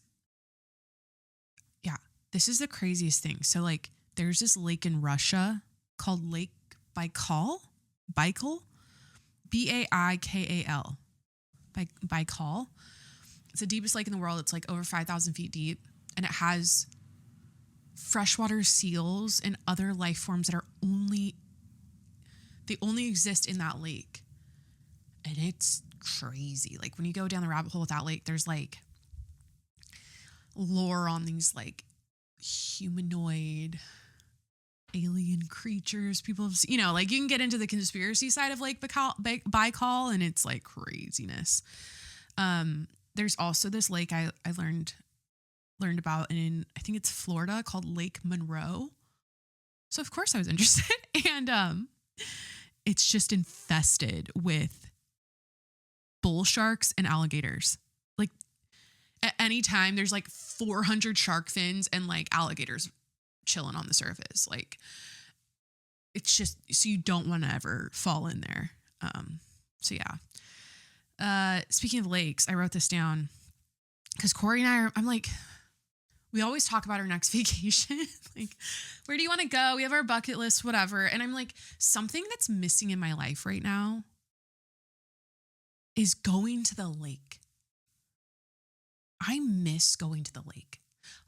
We were such lake people growing up as a family. Like we were, every summer we're going to the lake. We're always in the lake. We're always behind a boat on an inner tube. We're always swimming at a lake, jumping in a lake, fishing at the lake life, like that's how I grew up. And that's a part of my adulthood right now that is missing. And I am like, when we went to Yosemite, we stayed at Lake Bass or Bass Lake in California. And it had the lake life vibe, but it wasn't as vibrant as I want a lake to be, like in terms of, it was just a little too secluded. I don't know. I just don't feel like it's a destination lake. And so Corey and I are, he has a place in Whitefish. Before I met him, he had this place, and there's a Whitefish Lake. Like we can go live it up there. And I grew up going to Coeur d'Alene, and I'm like, I really want to take him there because he's never been. But yeah, I like miss the lake. Like I miss just being on a dock, like just jumping off a dock. San Diego doesn't provide that. It's just not. Maybe that's why I loved watching Ozark so much, because it was just like the setting was a lake. It was so, I just love it. And it's such a summer thing. It's such a Memorial Day, 4th of July, Labor Day thing. Like my birthday is, I think it's also because growing up, my birthday's right next to it's July 7th. So the 4th of July was always a vibe because we would like go to Ross Lake. Oh, we grew up going to Ross Lake in Washington. It's got these cabins that float on the lake, and then we take little boats out and we go fishing with my grandparents. It was so cool. And there's like this waterfall, and it was a lake in the mountains. Like it was the water was freezing. I don't know. It was like it was kind of a creepy lake when I think about it. But anyway, so that's like the current missing piece where I'm like, we need to buy a house on a lake. Cause we always talk about the future. We're like, where do we want to, and I'm like, he's like, Miami, New York. I'm like, bitch, I want a fucking lake house. Okay. Like fucking, let's go buy a lake house. That's what my soul needs. Fuck a condo in Miami. Like not fuck a condo. Like I'll take it all. Like I'll be happy with anything, but like, cause when we just went to New York and I was like,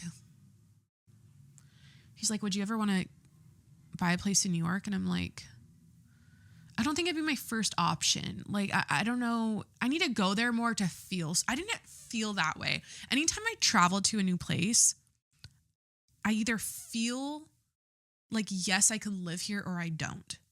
And I don't think I got that in New York. I think I appreciated New York. It closed the loop for me. I was like, okay, I've never been here. I've seen all the movies and the TV shows over the course of forever. And now I understand it. I can visualize and conceptualize it. But in terms of like living, yeah. And then I haven't been to Miami, so I'm like, I don't know. I feel like it's like San Diego. Like it's amazing, but I don't know. We always talk about things like that. But yeah, I've been obsessed with lakes. Moving on. Okay, we're going to kind of turn into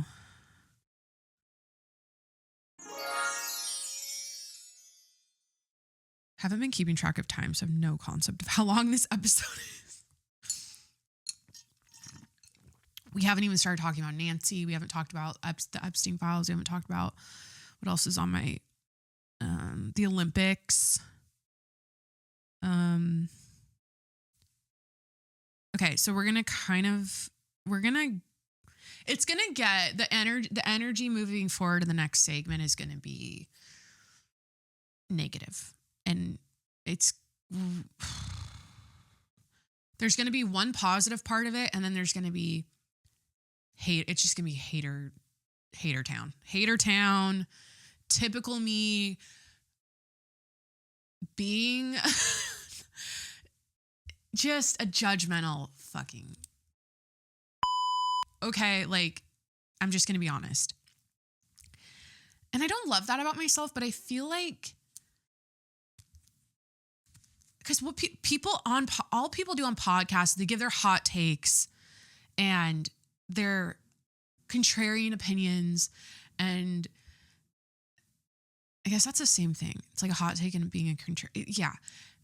For the sake of like being polarized, it's like, no, this is who the fuck I am, and this is what I believe. Okay, I'm not trying to be different. I'm not trying to create drama or cause a scene or like say something controversial for the sake of like views or whatever. Like, this is who I am, and this is what the fuck I believe. Okay, if you held a gun to my head and asked me to tell you what Mahjong is,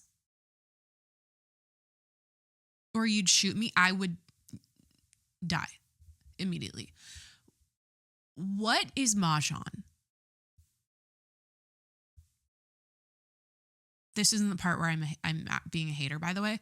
This is going to connect to something where I'm going to be a hater. And that's my favorite thing about podcasting is I love how the things connect. Okay. Mahjong. Mahjong is popping up more frequently on my For You page and my just timelines, and I'm seeing it out in the world a little more frequently now, and I'm hearing about Mahjong. I know it's a Chinese game, but if someone was like explain the concept of Mahjong, describe how you win or the goal of the game, like I've heard about. So my mother-in-law goes to Mahjong, and I've driven her there before, and she meets with a group of ladies and they all play Mahjong, and she's been doing this for a while now. And so that's kind of when I first heard about it. And then I see it on social media a little more. The thing is I like don't see I think I've seen like little domino pieces that are like ceramic. I think they have like symbols on them. I might look this up just to like close a loop in my brain and like explain it to myself, because I literally have no concept of Mahjong. I just know that there's an age range where I feel like once you start playing Mahjong, well, we'll get into the age range thing. Actually, speaking of that, that's part of Mahjong. Mahjong. Yeah, so there's these like tiles with symbols. It has its own language. So it's Mahjong is a 19th century Chinese 4-player tile-based game of skill and luck, involving drawing and discarding 144 tiles to form specific sets, pongs, gongs, and sequences, and a pair to win. Players compete and hand 14 tiles first, with popular variants including Hong Kong, Japanese. I almost want to say Japanese. I don't know if I'm hitting a wall. What time is it? It's 12:51. Haven't taken a nap yet. Took a spin class and worked out. I did a glute workout. We haven't gotten to that yet. We're going to get to remember when I said I'm going to be turned into a Karen? Like I'm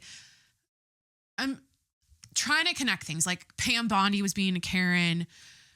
Fully just fucking, hearing? What was that? What specifically was that? Did she testify, or what was that fucking Attorney General Pam Bondi Wednesday, or the judge? They're all like meeting about the Epstein files.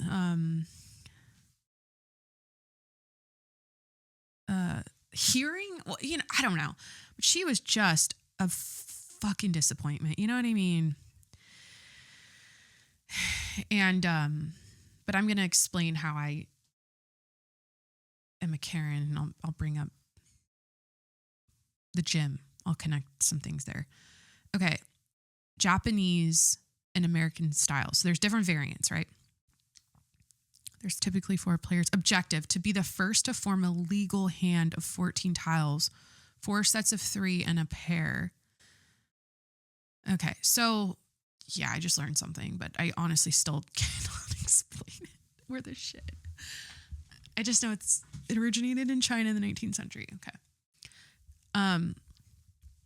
Okay. I have a running list of things we love and things we hate, right? There is something so performative and inauthentic about being in your 20s right now, playing Mahjong, doing needlepoint,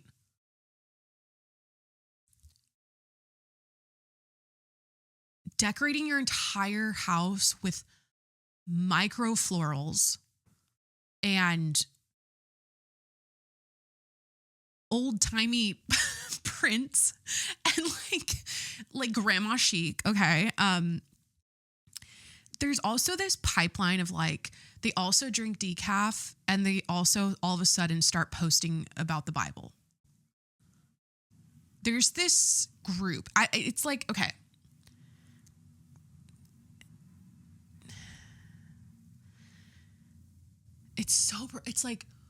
It's the whole like aesthetic of like you're trying to be your grandma. I do not understand. I understand you can enjoy. I like to golf. Like I like to podcast. I like to bake sourdough. Yeah, of course they're making sourdough too. I forgot to add that. It's just when the aesthetic of like what they present and what they lead with on their social media is like you're 26. But you're also dressing extremely like conservative. Like it's like trad wife, but it just doesn't feel authentic. It feels like you're trying to come across in a certain way that's like, I do like the hot chick basic bitch thing. But that's who the fuck I am. Like, I don't know if these girls needle pointing and playing Mahjong are doing it because that's who the fuck they are. I think they're like trying to be their grandma. Like, I don't get it. I'm like being so hater and judgy, but like there's something about it. I'm just talking about when it has to do with the content curation of it and the posting of it. Like, what's something I do in the comfort of my own home that's very much like I'm trying to be my grandma that like you would never see me post online. It's a fact they post it. I just can't. It's so geriatric and it's like you're in your 20s. It's like and then it's like something about the decaf. It's not the matcha Pilates aesthetic. It's like the decaf needlepoint Mahjong dressing really conservatively, fuck showing off my young hot body at the age of 26. I'm gonna just button up. Also, I'm engaged or married and I have a hot husband, but like he's only allowed to see this. Like it's like so, and then it's like Bible verses all of a sudden. And that's something they don't roll out immediately. It like comes later on as you follow them. So yeah, I'm alluding to like I've followed these people and I'm like, it's like a pipeline. This is the thing. I'm bringing this up because I have seen a shift in their content towards this. Let me count how many people I've seen this. There's a lot of psychology when it comes to like social media and the performance of it all. And is so interesting to me because it reveals so much about the human brain and how it works and why people are the way they are. And this to me is an interesting thing to observe. But it's like things come and go, trends come and go. And right now I'm noticing this is a trend. And these individuals, there are 4, off the top of my head, I can think of 4 that I have unfollowed, or 2 of them. Might unfollow them because I just like get so irked by it. I'm like, they have fully like shifted into this. And I'm like, what's with the fucking needlepoint in the mahjong? They should be, this is the thing too, it pisses me off. I'm like, no one's at the club, everyone's sober, and like they're doing fucking needlepoint. It's like, save that for your 80s, Tabitha. Their name's not even Tabitha. I haven't heard of the name Tabitha. Is that even a name? Tabitha? Tabitha, that's a name right there. Sarah. It's always like a Sarah, you know what I mean? So I'm being a hater and I know that, but I'm just saying, save that for your, you know what I mean? It's when you're doing the geriatric shit in your 20s. Why? You know what I mean? I guess it's good to get off your phone and to be like, and to do something that's not scrolling. Like, it's good for your brain. Needlepoint is good for your brain. They also like sew and like do, it's just like, they long for a time they didn't grow up in, you know? And it's like, I get it, I guess. I left that in my past, man. My grandma taught me all that shit. I grew up sewing, crocheting. I'd sit with my great grandma and I'd watch, I don't know, we'd always watch these random channels at our retirement home. I feel like we'd watch, it was like Mr. Rogers, but for older people. I don't know. And like, she would teach me how to crochet and like, but I left that in my past. It's not authentic to who I am now. I'm not going to just pick it up all of a sudden because all the girls on Instagram are doing it. Like, that's the vibe. It's whenever I see a shift like that where I'm like, and this is the thing too. I'm like, I always question, are we doing this for ourselves or are we doing it for other people? And I'm like,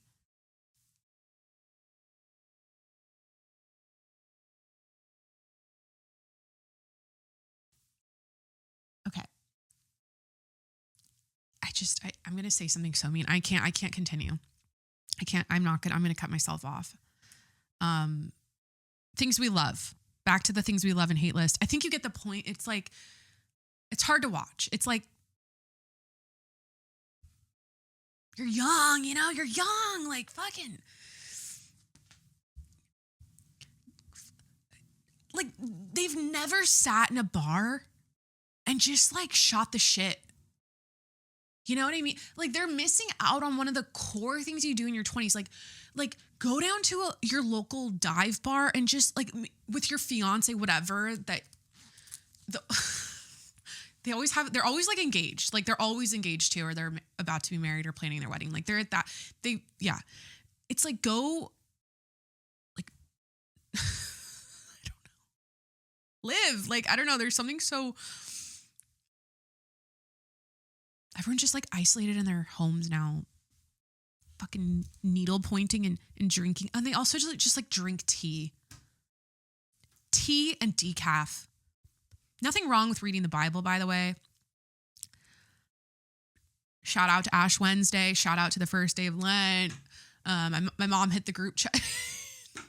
My mom dropped the Ash Wednesday forehead cross, ash cross in the group chat last night. It was very jarring. I was like, fuck, I haven't seen this in a while. I forgot about this. I should have gone to my local Catholic church that she signed me up for, the women's group that I haven't joined yet or gone to, but I felt like a bad Catholic. So yeah, I'm all for the Bible. It's when people fucking, I'm sorry, nothing wrong with spreading the good word of God. And I'm just like, keep some of this shit. Like, it's like for you. You know what I mean? I guess it's good to tell other people. I don't know. I just don't like frumpiness. Okay. Last week I said I'm leaning into looks maxing and being hot. The opposite of looks maxing and being hot is doing needlepoint.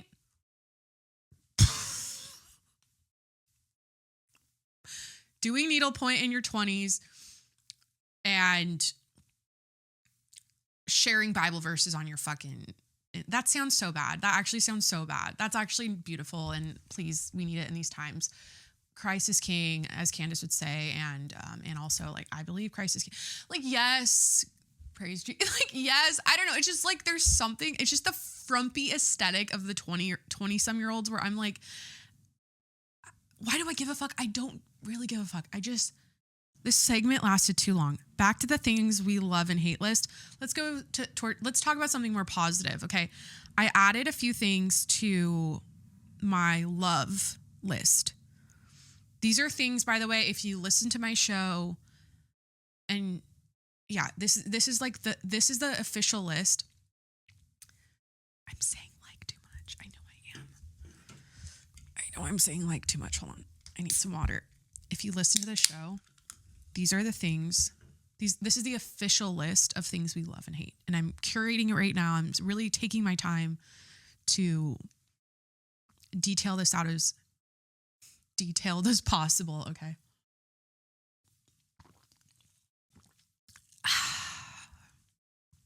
Nothing hits like a spindrift in the afternoon.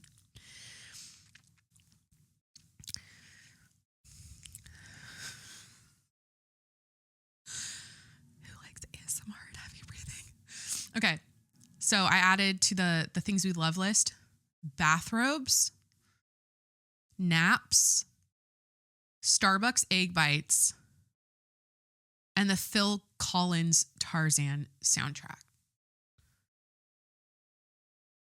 I live in my bathrobe. I take a nap every day. I live off Starbucks egg bites, specifically the bacon egg bites. And I came across Phil Collins singing, "You'll be in my heart. You'll be in my heart." You know, that song. And then like him also singing live and perfectly, by the way. And just like his tone is so unique. His Phil Collins, you immediately think of Tarzan when you hear him. And I remember specifically my Phil Collins, the fondest Phil Collins memory I have is obviously watching Tarzan. But it was, okay. There was this place called Jungle Playland. We used to go for like birthday parties and like on the weekends when we were kids. And it was this like bouncy house type place. And there was this giant worm that you would like go through and ball pits and stuff. And I just remember they'd play Phil Collins there a lot. Like the soundtrack of that place was the Phil Collins Tarzan soundtrack. I feel like they just played him on a loop. I don't know why that's so vivid to me, like that place and the songs. Yeah. So I can feel it coming in the air tonight. Oh Lord, I've been waiting for this moment. Oh my God. And then the dun dun dun dun dun. I can feel it coming in. The drum solo, one of the most famous drum solos of all time. Incredible. So we love Phil Collins here on the Jacqueline Monroe Show. I added that to the list. He's not talked about enough. It's sad. It's like, I just feel like he's one of the greats, and he needs to be mentioned more. And I don't know what he's doing now, but isn't his daughter Lily Collins? Lily is one of the hardest words one of the hardest words for me to say. Maybe I should add that to some sort of list, like Jacqueline's physical ailments, or like if you listen to the show, just be prepared for these bodily functions and these issues to happen as a listener. Like she's going to struggle to say her L's. Okay. I might be getting some dental work, orthodontic work here. I was going to say recently, is my brain, am I okay? Soon? In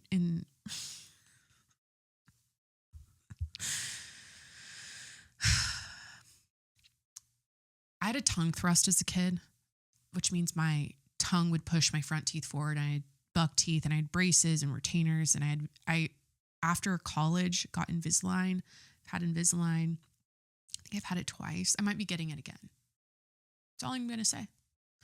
I'm not doing like crazy veneers or anything like that. But when I say certain words, especially L's, there's like air that comes through my mouth. Do it. Fuck it. I have a speech impediment. I think that's what I'm dealing with. Hi, I'm a podcast host and I have a speech impediment. Is that insensitive? I don't know. I can't say Lily Collins without choking on my tongue. So, okay. I can feel it coming in the air. Are we like bored? I feel like we're bored.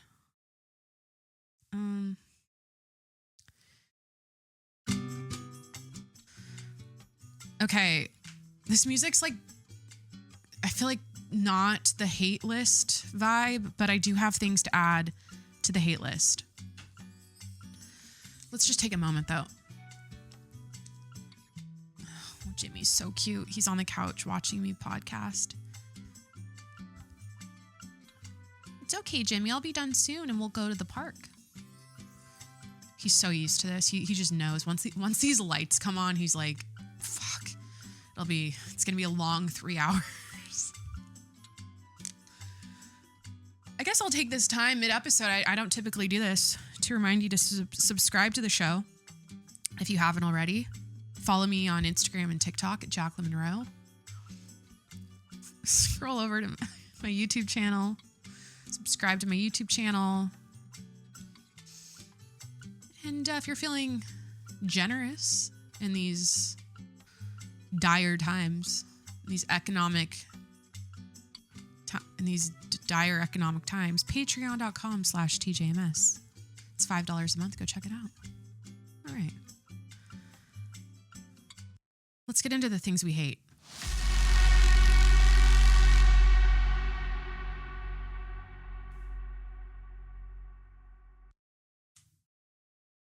If you fucking film me at the gym, you will hear from me. Okay?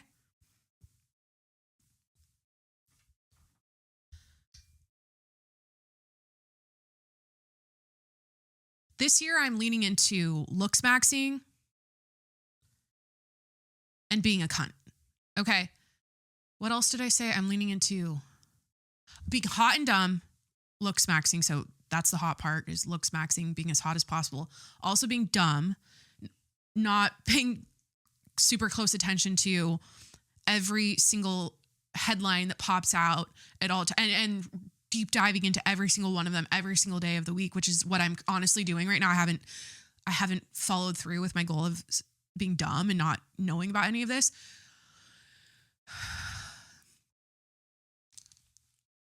And also being a cunt. Okay. I'm in my cunt era. I'm in my call a bitch out era. I'm in my no more Mrs. Nice woman era. Okay. If you film me at the gym, you will hear from me. Okay. I will approach you and I will yell at you and I will tell you to stop. I think filming other people at the gym should be a criminal offense. I think you're a piece of shit if you do it at this point. I think you are the most selfish piece of shit who has no regard for other people and you only care about yourself. You are the worst kind of person. I go to a gym where it's very common for people to film their workouts, set up a tripod, set up a fucking ring light, set up another tripod, set up another ring light, like take a mirror selfie every single day. Like, it is so obnoxious and I'm just there to fucking work out and I have to deal with this. And the thing is, it's like, here's the thing. Oh my God. Okay. In Pilates, in group classes, in hot yoga, when people are filming like the entire room, jail. Call the police. Jail. This is what it is for me, okay? This is part of the things we hate list. People that film other people at the gym. Things that we hate list. I had to call a bitch out today. I fully approached this person and I called them out and I asked them to stop because it was just too much. It was too much. And there was zero consideration for anyone else in that gym. And for me, the thing about it is I always put myself in this situation. Like, okay. And most of the people that do it, it's not even their job. They don't make money from this. They just want to like post it on their Instagram and show the ass shots to their followers and their fucking push shots, because Instagram is a dating app and they're going to post this to their story, and then like their crush is going to heart it, and then their crush is maybe going to fuck them. So that's why people do it. That's what it's for. Okay. That's what filming yourself at the gym is for. Okay. The thing about it is that I always put myself in this situation. Okay. If it was me, and I do film myself at the gym, the thing is I do sometimes make little videos, right? Or pictures or whatever. Sometimes I do it. If it was me and I was in a busy gym and there were people around, I don't think I would do it. I would pick a time where it wasn't busy and people were around. But if they were, I would acknowledge the other people. Like if I saw a girl that was kind of in my shot, I would say, and my camera was set up like I was today. Like this girl had her tripod and her camera and she was working out, and I was in the back. I was behind it. I was clearly going to be in the shot. Okay. I would like just kind of go, I'll wait, or like you're not in it, or what would I say? I'd be like, hey, or I would just ask like, is this okay? Do you mind if I film? Like you might be in the background. Or, hey, I'm doing my best to not get you in it. I'm waiting until you're done with your set and you walk, like whatever. I'll wait until you're done and walk away so I can get this shot. Some sort of like, hey, I'm doing my best to not film you. Like I'm doing my best not to. And today it's like the tripod is set up.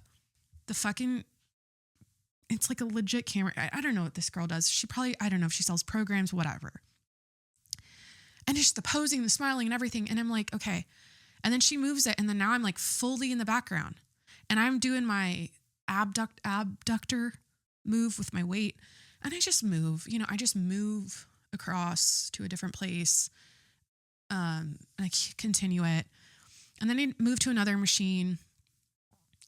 And then at this point, she's just selfieing and like taking a mirror video and picture. And I'm behind her. I'm like 10 feet behind her. And I'm acknowledging I'm being a Karen. I'm acknowledging that I'm being a Karen. Like Pam Bondi. I am acknowledging that. I'm being such a Karen. It's not that serious. Who fucking cares? Like, you look great. Why would you care if someone filmed you? That's a compliment. You look great. I don't know. Whatever. But I'm in the background. Like, I know I just was in the background of her selfie. Like, I know I'm going to be in the back. Like, and I'm like, hey, can you stop filming me? Hey, I don't want to be in your picture. I don't want to be in your videos. Like, I'm so direct like that. I'm so direct like that. I'm so proud of myself I'm direct like that because it's so rude. It's so self-centered. I'm like, it's not all, and it's like, it's like, oh my God. All for what? You know what I mean? Like, for what? I guess it is for something. It's for them. It's for their business. It's for their confidence. It's for their followers. It's for the guy that might like their video later on Instagram. I don't know. It's for people to follow them when they tag the gym or whatever. Like, it's for that, whatever. There's a purpose. We're all just trying to, pop off and feel ourselves and, but it's like just the lack of consideration for other people is what I don't understand. Like, when you fully post a video and it's 15 people behind you working out and weird angles and it's just like not nice. It's like mean girl behavior. I feel like it's like an aggressively mean girl behavior type thing to do. So yeah, I'm in my phase of like, if you do it, I'm going to fully approach you and tell you to stop. It's not my first time I've done that, by the way. I do this regularly because it's such an issue. And I'm that person in the gym. I don't fucking care. You will hear from me, and I won't be sweetie pie about it. Okay. I'm going to make you realize how weird it is to film other people at the gym. That's what I'm going to do. That's what I'm here for. Okay. Cause it's weird. And I think it should be a crime. I really think it should be a crime. Also, people that wear eye patches at the gym, past the 15-minute time limit or however long eye patches are supposed to be on. It's like so performative, and it's like, what are you doing? The eye patches at the gym need to stop. What other gym icks do I have? Like gym things that annoy me. The filming is so obnoxious. Today it was so obnoxious where I was just like, I can't enjoy my workout. I can't relax. I know it's like, tune it out. Who cares? I care. I think it's the principle. I'm such a like, it's got to be like the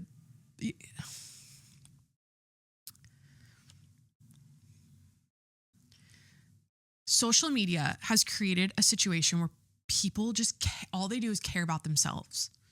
All they want to do all day is look at themselves, look at content they make of themselves, look at pictures and videos they make of themselves, look at their fucking gym videos they make of themselves and how hot they are and all this shit all day long. It's all they fucking do. It's all they live for. It's like so boring. That's their personality. That's their life. That's what they look forward to. You know what I mean? And it's so boring and like empty and so superficial and dumb where I'm like, I get it if it's like you're helping other people. This is your business. I understand. But most people in my gym are not doing that. They're trying to get fucked. They're literally just trying to get fucked and post it on Instagram. Yeah. And they're looking for, yeah. So, I think it's so badass. Like if you do it and you're like in a gym, there's a bunch of girls like working out and you're like, hey, you want to get in the picture? Like, I don't know if you're like in a group class, like I've had that happen to me before where I had such a great workout and vibing with the girls. And I'm like, yeah, like I'll get in the picture, you know, like we're all doing this together. That's a nice girl thing to do. That's like a kind, sweet, like it's a good vibe, you know, but it's when you're just like posing and like filming and like, and there's just someone right behind you looking like a troll in your picture. It's like jail. So I don't think it's the first time I brought that up, but what other gimmicks do I have? Because I'm such a gym person. I'm there every day, you know, like, oh man, gimmick.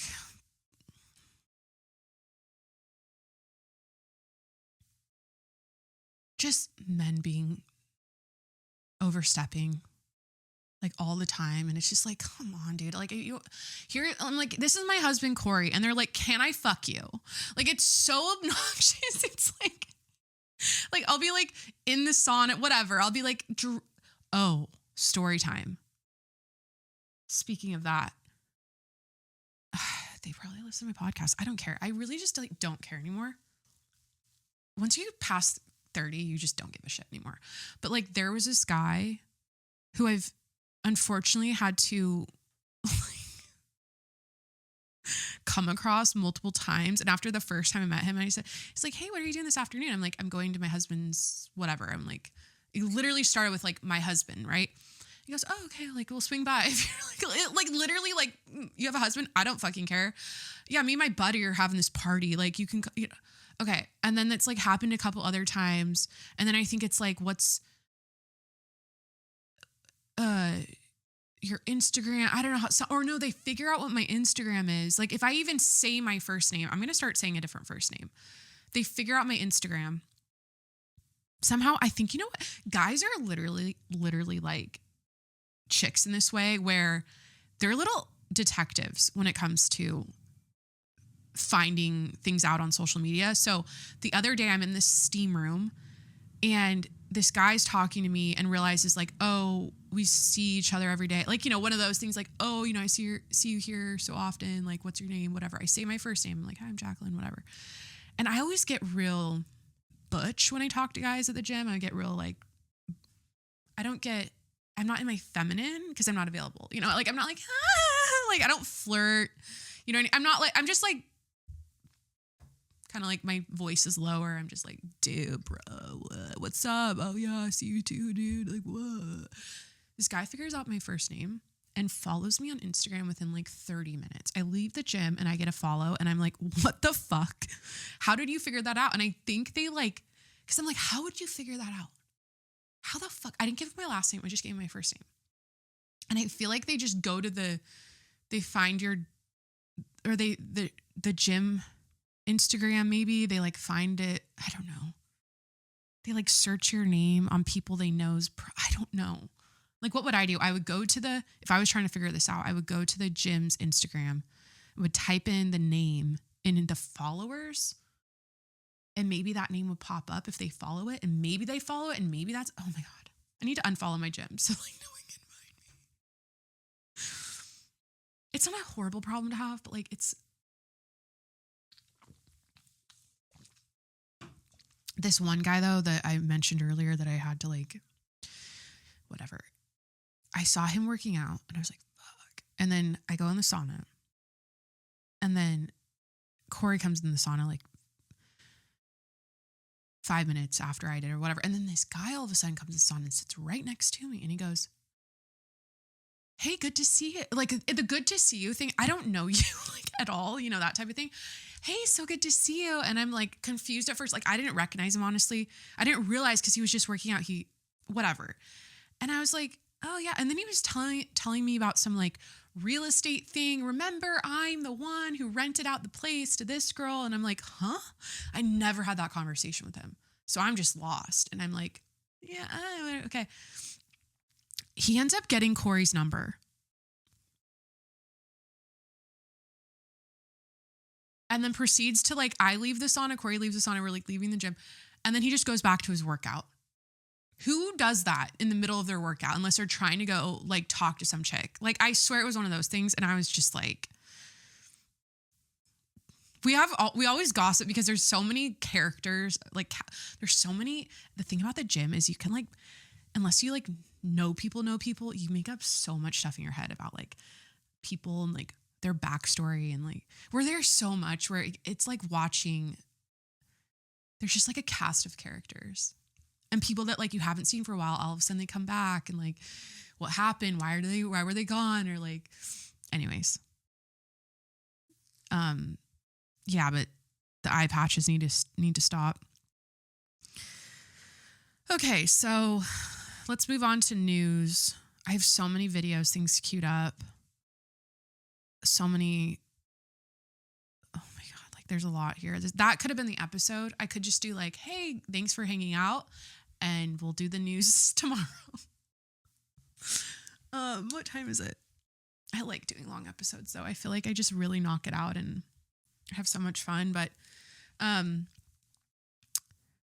so let me get a vibe. No, we just did that. That's more like it. So what other strong opinions do I have? I'm like, could this just be like Jacqueline's strong opinions as of late? Like, I'm all about courtesy. I'm all about respecting boundaries. Yeah, courtesy and respecting boundaries, bitch. That was the whole thing with, and being hot and not being frumpy when you're young. Because what the fuck, you know? Leave your whole life, leave it to your retiree years, you know, leave it to your, oh my God, like,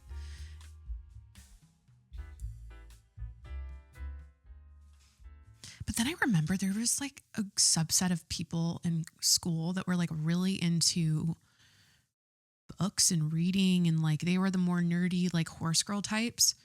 And I was a nerdy horse girl type, but I was more of a sporty chick. I always had like sports going on and stuff. But it's just like they grew up and now they play mahjong and do needlepoint. You know what I mean? So that's what I'm probably thinking of. And that's beautiful. You know, that is authentic to who they are. Wow, we really just solved that issue in my head. They actually are being authentic because they were the awkward horse library chick in school that was really good in English class. And they always had like really good handwriting and yeah. Okay, so palette cleanser. I think we'll do the palette cleanser and then we'll do the news stuff. Okay, so Michaela Nagira is Michaela Nagira. No Gira. Nogueira. Okay. Michaela Nogueira is trending right now. And this arc is so funny to me. The way she switches things up so quick in her videos right now, it's so funny. And it starts out with this Lemmy ad. Lemmy is Kourtney Kardashian's wellness brand. She makes supplements and I don't know what else. I feel like it's like she's got supplements she sells. And Michaela does an ad for her, for Lemmy, and it's like a probiotic. So it starts with this, and then there's 2 other videos. But my first impression of Michaela Nogueira is that she was a star. She will... Yeah, she's cut out for this shit. It was like back in the pandemic. She's a makeup girl on TikTok. She has a really crazy Boston accent. What kind of accent is it? Massachusetts? I think it's Massachusetts. Yeah, she's got like a, and she's the one who went viral for saying Kim Kardashian, like Kim Kardashian. You've probably heard that. But now she's going viral again, and it's just, this is so great. The chain of events. Okay, I have an embarrassing confession. And if you're my grandma or my mom, and I know you watch my videos, if you could just scroll on this one, that would be great. I have never been eaten out. I know. When I first told my friends this, their jaws dropped. I'm going to tell you why. I am so terrified that I'm going to taste like shit. I'm just being honest. But in the new year, I'm all about trying new things, okay? And when I saw Lemmy Purr was viral, this is a vaginal probiotic gummy, I was like, you know what? Let's try it. So for the last month, I have been taking these in preparation to have my life changed. They taste really good. Support the health and freshness of the down there. I always heard growing up that pineapple literally does help down there. So the fact that these are a pineapple gummy. Okay, it's like almost over. You get it. But the comments are so fucking funny. They're like, but you have a husband. Like the rent couldn't have been this high. You couldn't torture this information out of me. Life's too short, girl, and men don't exactly taste like roses earlier. Everyone's judging. If she wasn't comfortable with it, she wasn't comfortable. It doesn't matter if she has a husband. He's respecting her boundaries. That said, girl, you're about to have your life changed. Get it, girl. Some things can absolutely remain thoughts. Yeah, I would say my perception of Michaela Nogueira is that she is the shame doesn't exist anymore final boss. Like, she will share anything and everything in detail with no filter and no care in the world. Like, she's never been eaten out because she's scared she's going to taste like shit. And I love the honesty. I love the vulnerability. I could never, but then I think about it and I'm like, I do kind of go there, but I feel safe. Like, this podcast makes me feel safe because I'm like, you guys are just, I feel like I'm talking to a friend, you know. I don't feel like I'm talking to a stranger here. I know I am. Hi. But like, I don't feel nervous to reveal really like TMI things here. And I feel like she feels like TikTok is her safe space and she doesn't give a fuck. And she feels comfortable. But okay, then it goes to this. This is why she's trending. Okay, so there's that. And then it's this shit. I want to stat this video by saying I appreciate you and I love you, and you're gonna want to sit down for this video. I am getting a divorce. Take a minute. Take it in. I am getting a divorce. Cody and I love each other so much. We love each other so much. We would do literally anything for each other. Except stay together and be married. So she's like, I've never been eaten out. I'm getting a divorce. Okay, that's the arc so far. And then it immediately goes into this. Get ready with me for Valentine's Day. I need to look so fucking hot tonight. Like, I deserve that. Literally. Like, get ready with me for Valentine. Like, literally the next video after, take a minute, sit down, take a breath. I am getting a divorce. Immediately after. So she's great at what she does. I don't care if it was, because people are giving her a hard time for how she set it up, like the divorce thing where she's like, take a minute, sit down. You're going to want to sit down for this. I'm getting a divorce and this. And that. She's so like dramatic about it. And she's got like a fucking full beat on, and like the way she set her camera up, the angle of it, everything was like so glitz and glam. It's not very raw and like what you'd probably expect. Something a little more casual, not casual, but yeah, more casual. So people are giving her a hard time about it. But I'm like, this is who she is. People are giving her a hard time because she's apparently in their eyes, she thinks she's a bigger deal than she is. But I'm like, look at every podcast right now playing her videos, talking about her, laughing at it. Like I just love the arc of I've never been eaten out. I'm scared I'm going to taste like shit. I am getting a divorce. Get ready with me for Valentine's Day. I mean, now she's just like living her best life. Like, what are her next videos? They're all like thirst trappy. Like, what's this? Babe, you don't need a man on Valentine's Day. But what you do need is... Oh my God. It's perfect. She's a perfect TikToker. But she's good at setting things up and being dramatic. And I've honestly really enjoyed following Michaela. I feel like she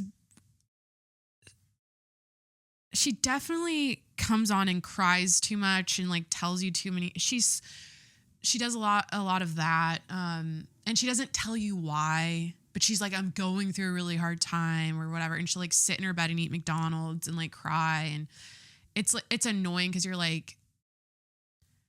you're choosing to film yourself in this state, first of all, and then be super dramatic and then withhold. But I think that is what keeps people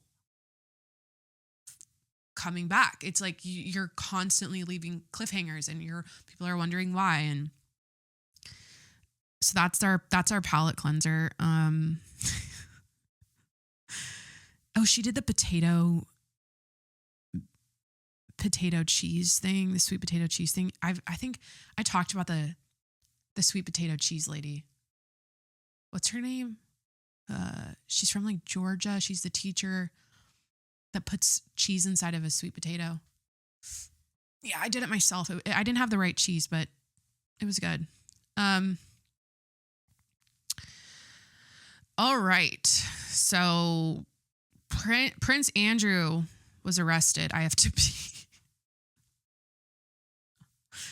I never do this on the show, but I have to. So Prince Andrew was arrested, or should I say former Prince Andrew was arrested on suspicion of misconduct in public office over ties to Epstein. So before today, no one has been arrested.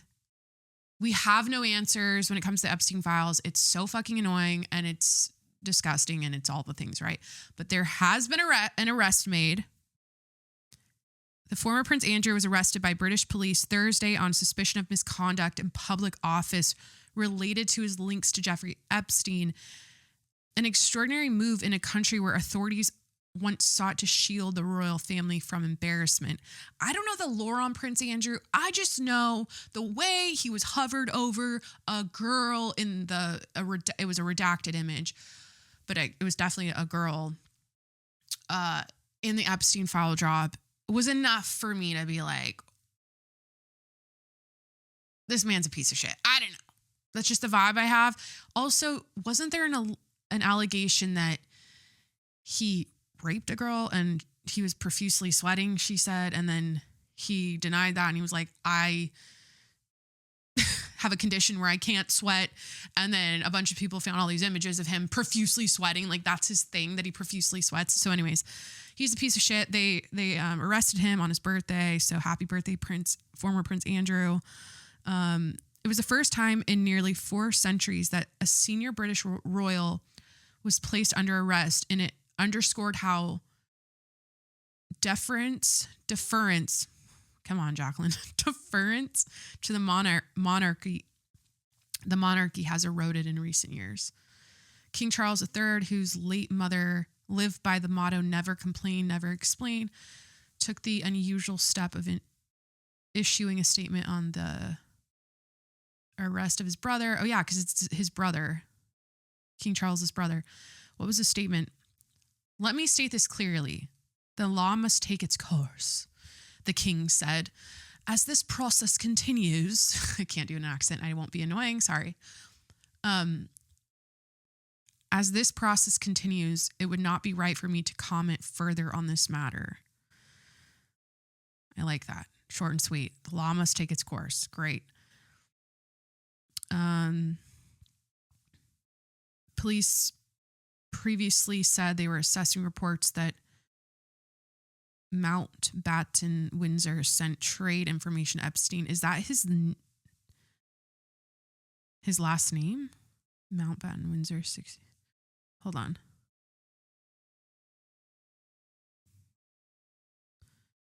Who's Is that it? Wait, I'm so confused. Prince Andrew. He's now known as Andrew Mountbatten. I won't do it. Sorry. Windsor. So he's not, yeah. Or is Windsor there? I don't know. I don't really understand. I don't know all the royal stuff like the back of my hand, but I just know this man's arrested and God bless. Okay. They previously said the police were assessing reports that former Prince Andrew sent trade information to Epstein, a wealthy investor and convicted sex offender and satanic, or we'll get into the satanic stuff because it's actually like technically not satanic. It's like so weird. All this like Moloch Baal shit that I learned at 2 a.m. last night when I was in the rabbit hole. But piece of shit, convicted sex offender, loser Epstein. When the former prince was Britain's special envoy for international trade, correspondence between the two men was released by the U.S. Justice Department late last month, along with millions of pages of documents, blah, blah, blah. So it's not for trafficking, raping, anything specific like that we want it to be. It's for like a technicality because what did he do? He sent some,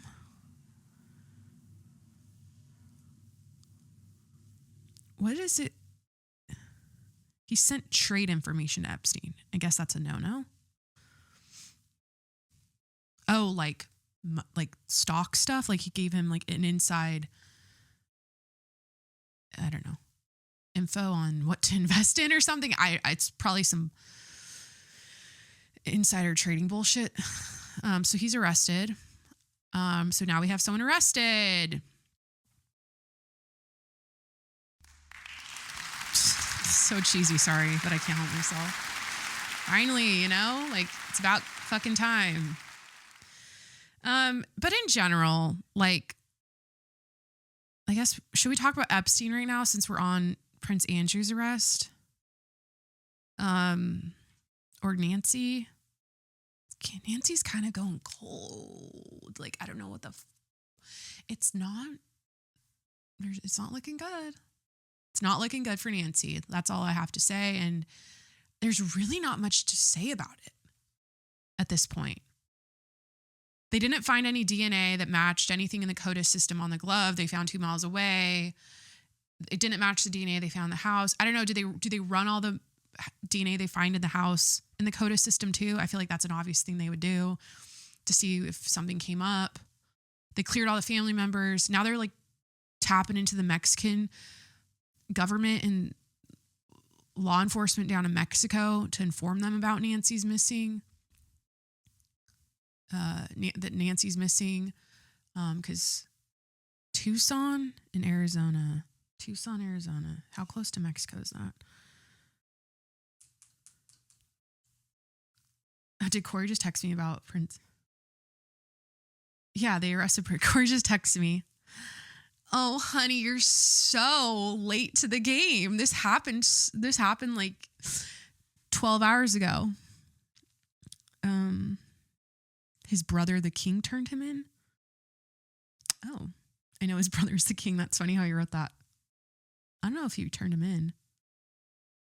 I think, well, what was I just going to look up? Oh. Tucson. Let me just see how close to Mexico it is. Oh, yeah, it's right there. Yeah. Okay. They get a shot down in Mexico easily. Yeah, they get on that, the 10. They get, or no, the 19. Head down the 19.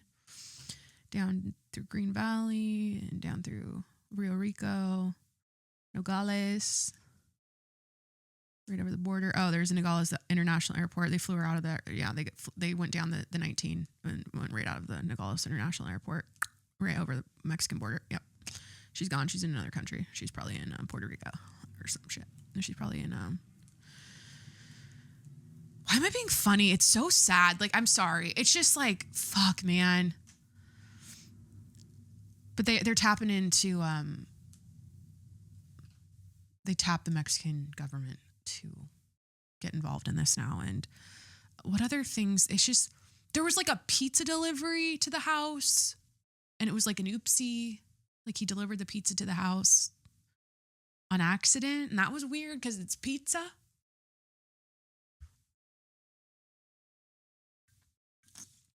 It's so sad. I don't think it's looking good for the family. I want to believe it's straightforward. It's not smoke and mirrors. It's not a distraction. It's not some connection to the Epstein file drop and the Clintons and Savannah Guthrie's husband. And like, I want to, but it's just, it's so, how do they not? But here's the thing. I'm like, oh, people are saying too, it's the neighbor. They think it's the neighbor they interviewed. Nancy Guthrie neighbor. Hold on. Let's go down the rabbit hole. Hold on. Because he had this ring on that people saw in his glove in the ring footage. They could see he was wearing a ring, and this neighbor, I guess, had a ring on. Nancy Guthrie neighbor.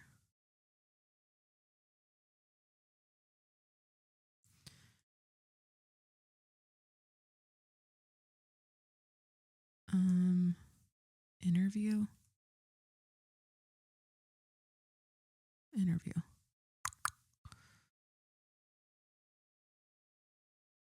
I've seen this interview. I know who they're talking about. I can't find it like easily, so, but I'm sure if you've seen that interview there, yeah. So I don't know. It's so weird and strange and sad. Like, it's the worst thing imaginable. People also say they should have immediately taken her phone from the house and driven around to see if it would connect to her pacemaker, like if the Bluetooth would connect. And I'm like, they were so far gone after. I mean, you don't just do something like that and chill in the neighborhood. I mean, maybe you do, but also, did she come to her door, or was there a forced entry? That's what was there a forced entry, or did she answer her door in the middle of the night, which I don't think she would have done. Because then the DNA would be, but then they're like, the DNA found in the house doesn't match, or no, they didn't say that. They said the glove DNA didn't match anything in CODIS. Bless this man, by the way, who is always on every case in the field. Like, I love this man. Where is this man? Hold on. he just, and that's Epstein. Brian Enton. He's always covering he's nonstop, and I love his vibe. Hey guys, so it's Thursday morning. Just wanted to give you an update. There have been no official releases or no new information coming out of the Pima County Sheriff's Office when it comes to the Nancy Guthrie investigation, although it's still early here in Tucson. Their updates don't usually come until the afternoon. I'm still digging into this whole possible Mexico connection now that the FBI has confirmed to us that they are in touch with Mexican authorities. We're trying to find out more from Mexican authorities. The president of Mexico actually just had a press conference, totally unrelated, but we were watching to see if anything regarding Nancy Guthrie came up, and it did not. We've been trying to reach out to the embassy and a bunch of other places and haven't gotten any official word yet on kind of if there's stuff happening in Mexico that they're willing to talk. So yeah, Brian Enton, always on the case. He did a good job. I remember during the Idaho murders, he was on that. I think that's when I first came across his content, but people are saying like they should check the pharmacies in Mexico to see if her medications were requested by anyone. That's actually, I mean, everything is smart. Like anything that could be a possible lead to where she is. I mean, that's how I think of, that's like back to Candace. That's her approach. It's like, this might make me sound batshit, but the way this picture on the shelf was not there during when Erica was in Charlie's office is sus. And we need to figure out why that picture was moved. Because that was strange. She thinks of like, it's such a reach. It seems like it's such a reach. She doesn't rule anything out, and she's going to talk about it. And she's going to make an entire episode about a picture being removed from a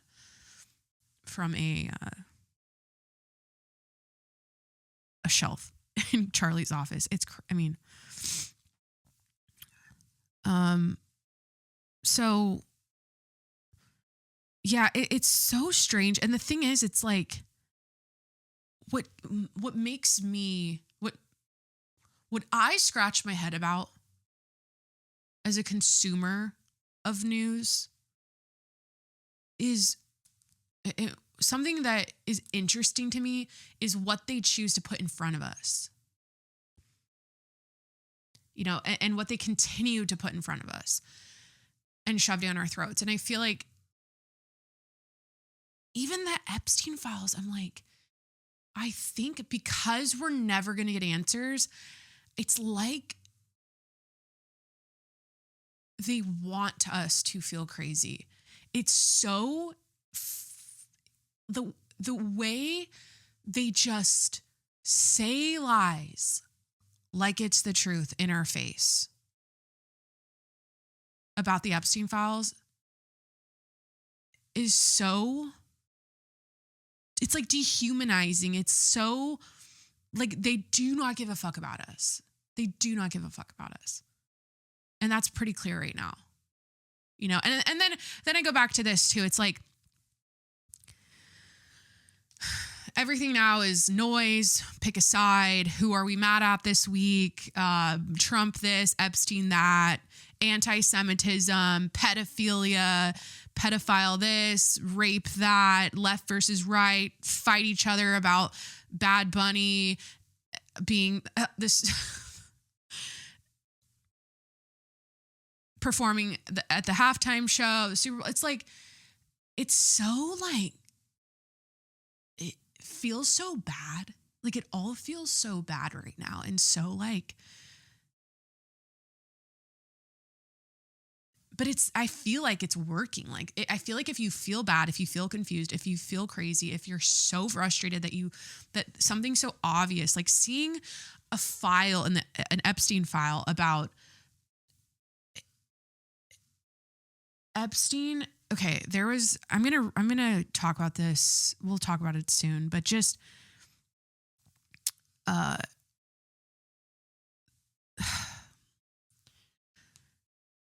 just the FBI talking to FBI, or like the emails between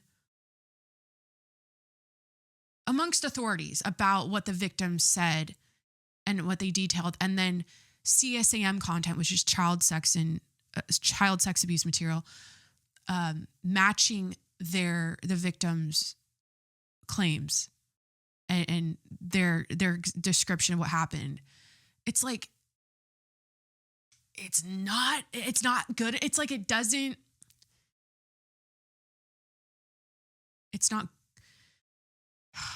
it's not strong enough evidence to convict someone, but it's just like, you see that and it literally, and you're like, but then they're like, no, we don't need to investigate this. No, this isn't a problem. Like, no. So it's like the vibe is just like, shut the fuck up. The Dow's over 50,000. Like Pam Bondi said, that's the vibe. It's like, nothing to see here. The Dow is over 50,000. So, excuse me. Really, there's two things going on here. There's the crime of Jeffrey Epstein and the crime of the cover-up. So,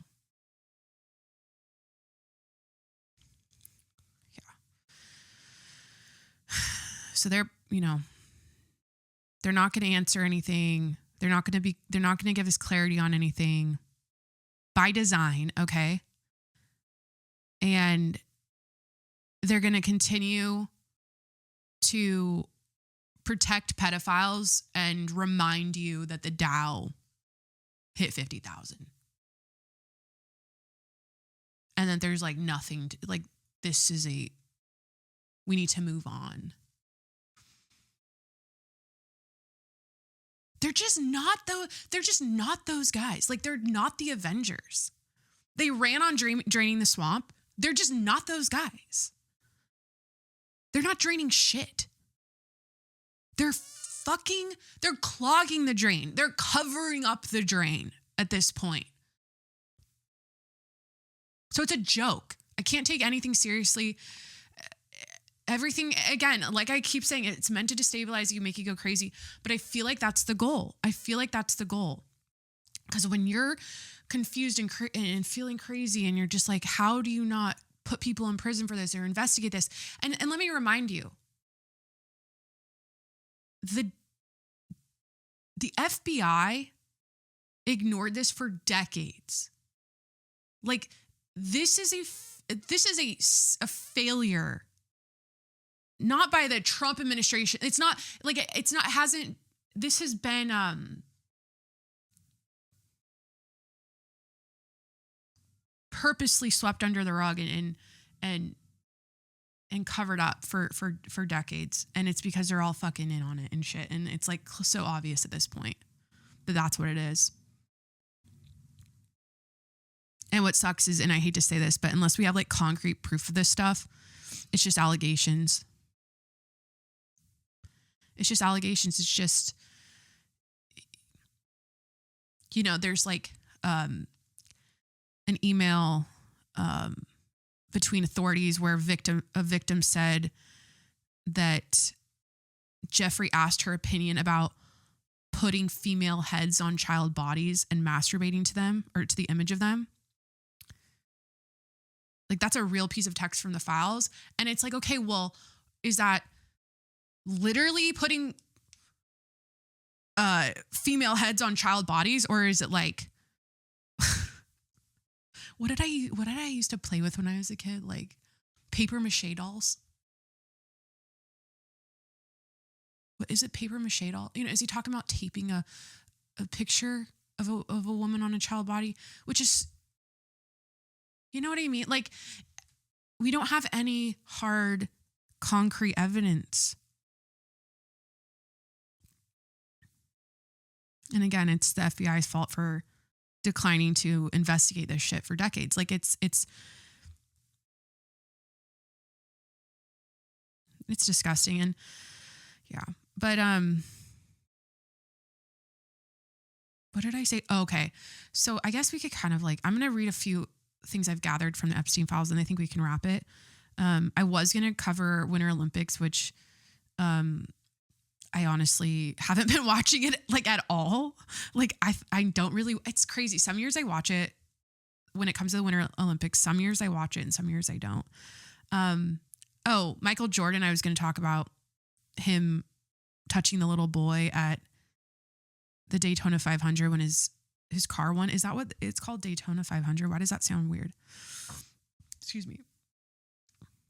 I'm sorry. Like you cannot, the thing about the Michael Jordan touching the little boy's back and pinching him, or people didn't think he was pinching him. He's removing a piece of ice. The thing about what he did is that touching little kids and just doing that is, there's no amount of touching of a kid that's not your kid like that's okay. Like there's nothing, there isn't a line, like there isn't an amount that's okay.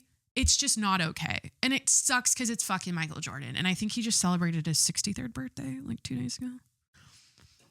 It's so hard.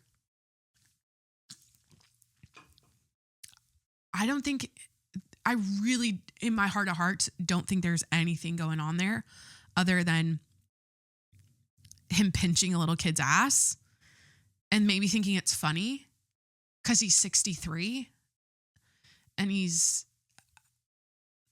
I don't know, like he knows that kid well. And it's like, but then he like brushes the kid's leg. Apparently people think there was an ice cube he was trying to get out, but like you clearly in the video see him it's like a pinch of the butt cheek. Yeah. So like that, there's just like, no, you cannot do this shit. It's not, you can't get it. I mean, no, it's such a no-no. Kid stuff is such a no-no. And we don't mess with, we have a zero tolerance policy. If anything looks even 1% inappropriate, like you're going to get, but you're not going to go to jail. Like nothing's going to happen to you. Maybe they're just trying to normalize being a pedophile. Maybe they're just trying to normalize eating babies. Maybe they're just trying to normalize trafficking. I don't know. Because they're not convicting it. They're not putting anyone behind bars for any of this shit. And again, it's kind of like they can't. And I feel like it's a gridlock. The Epstein file situation is like a gridlock, and there's so many lawyers involved. And like once one thing comes out about a certain person, it's going to like domino effect and like expose everything. So you literally can't.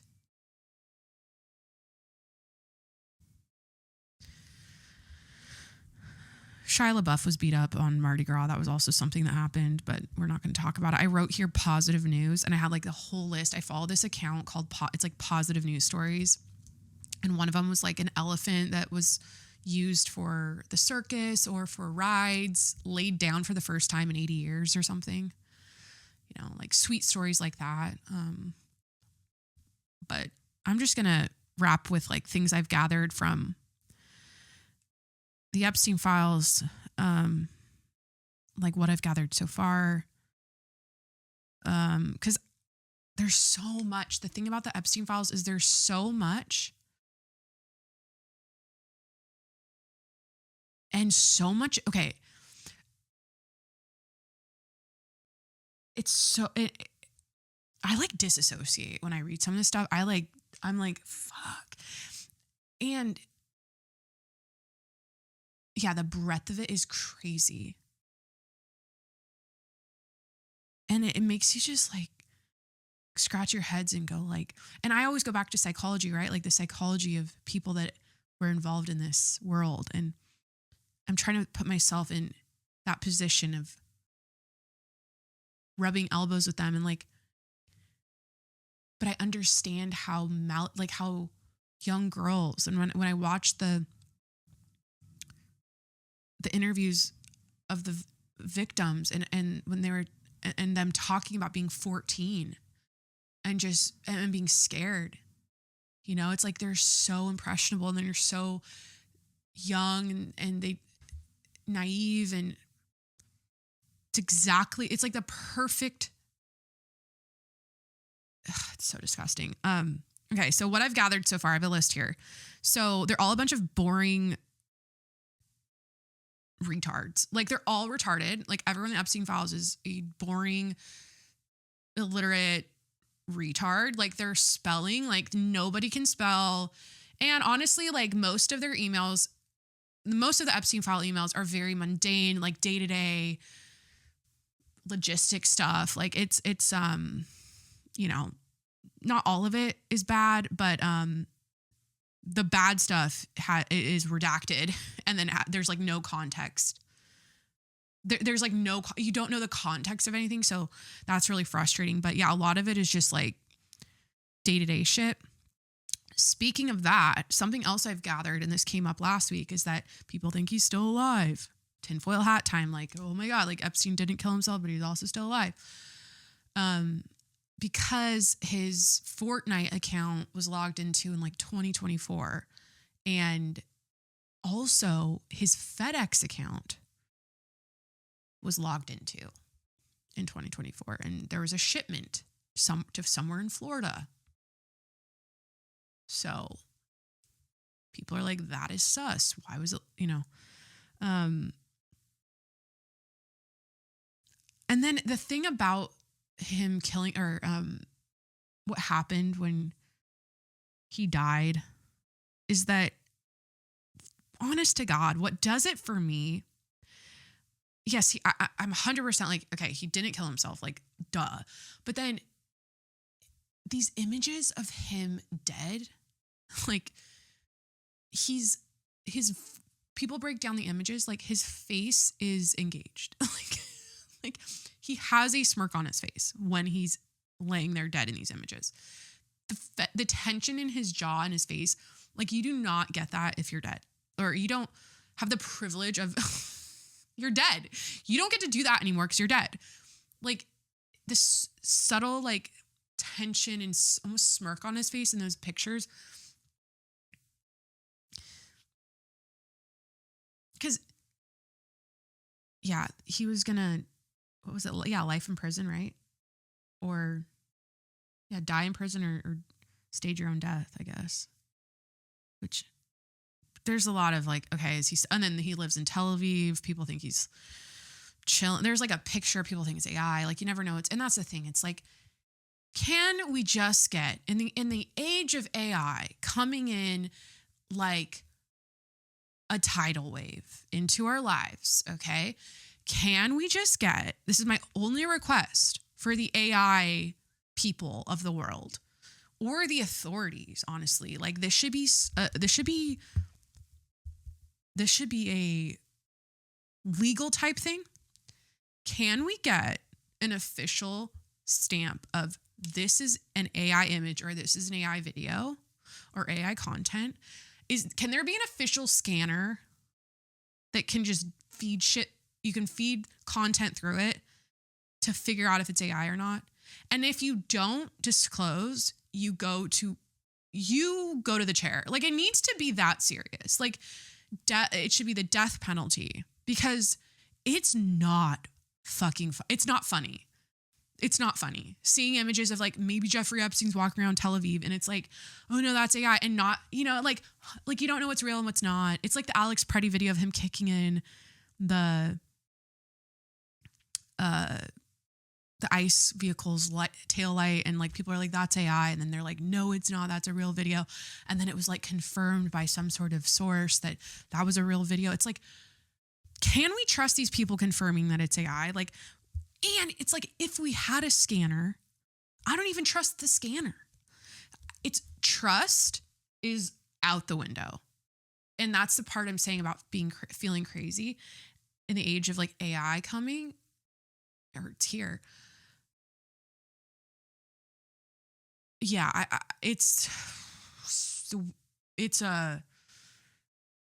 I don't think they're overblowing it.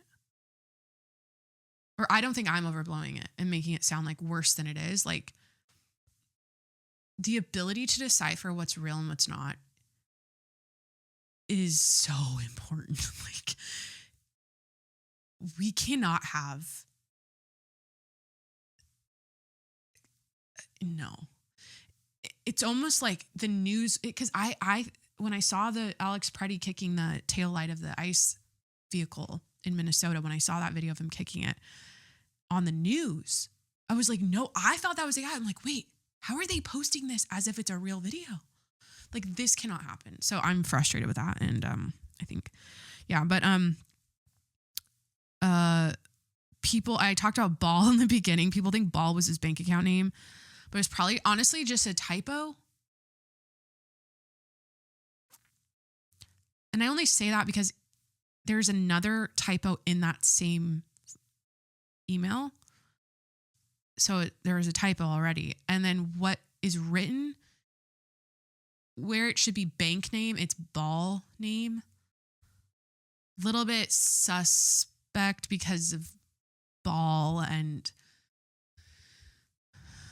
that is allegedly like their god and who they, that's their god. That's what they, that's kind of, yeah. But then there's Moloch, who's worse. First time I heard about Moloch was from Alex Jones years ago.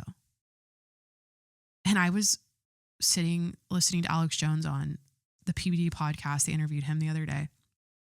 And I like how he thinks, he's like, you know, I like Candace, but she's mentally ill. I'm like, it's funny. Anyways, so I was playing this Patrick Bet David, the PBD podcast with Alex Jones. And then I was like, Corey, the best episode of Alex Jones, we have to watch this right now because I don't think he saw it, was the election night, I believe, 2020 Alex Jones, Tim Dillon, Joe Rogan episode. And I think they ordered McDonald's halfway through it. But the part, I literally clicked on that episode, and the part I skipped to was the part where he's interviewing the guy and he's telling him that he went to, what is it called? It's like the Garden of Eden, but it's not. It's like the fucking, the Moloch was on fire. It's not the Garden of Eden. What is it called? It's somewhere, it's like in the forest they like go to. I don't know. What is it called? You guys know, if you know, you know. Like, I can't think of the name of it. It's like not the Garden of Eden. I'm being funny when I say that. It's like, fuck, I almost want to pull up the episode. It's so good. But yeah, I skipped right to that part. And that's like the first time I heard about Moloch. Not from that episode, from,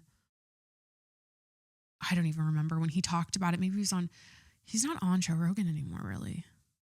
Those are my favorite episodes. I love crazy people, like good, in a good way, like crazy, just so like fucking committed to the game and the research and the deep dives. And then, I mean, he's literally like constantly on this shit. But he called all of it. Like, it's so funny how like he called all of this. So something else I picked up from the files is they're impregnating young, like teenage girls, like a lot. There's a lot of imagery of pregnancy, baby bumps, emails to Jeffrey letting him know they're pregnant. And then there's also things that allude to babies being sacked or killed, and then the feces in their intestines eaten. This is like real shit from the Epstein file drop, right? Like, I'm not making this up, okay? Les Wexner, the ex-CEO of Victoria's Secret, basically financed Jeffrey's life. I think we all know that. So Baal is their god, Moloch, Baal. Baal is, okay, I was going to do for the thing for dummies, Baal and Moloch for dummies, but it's not technically satanic. So they're basically ancient false gods that some people in the Middle East worshiped thousands of years ago. That's what it is at its core. So Baal was basically the weather god. So if you're a farmer 3,000 years ago, if you don't have rain, your crops die. No crops, your family starves. So if someone said like, this is the god that controls rain and storms, his name's Baal. So he was the weather god. Baal was thought to control rain, thunder, fertility of crops, agricultural success. That's in the Bible. Baal shows up as a rival god that the Israelites were told not to worship. So it's a no-no to worship. Okay. Moloch is where things get darker. Moloch is associated in ancient texts with child sacrifice. The common, I want to remember, it's like on the Green Gardens. What is it called? The place where Alex Jones went to. And the guy in the interview, they play this in the Rogan interview. Right, I clicked right on the spot. He was like, "You're not supposed to, I'm very offended that you went there and you knew you weren't supposed to film." But they were like burning a statue of Moloch, and Moloch is associated with child sacrifice. And Jeffrey, or something else I was picking up is that he was obsessed with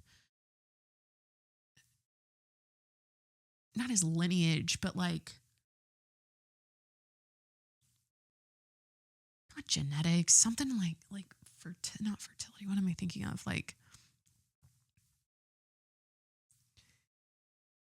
I don't know. I don't know. It's kind of like Hitler with Aryan race thing, but it's not that.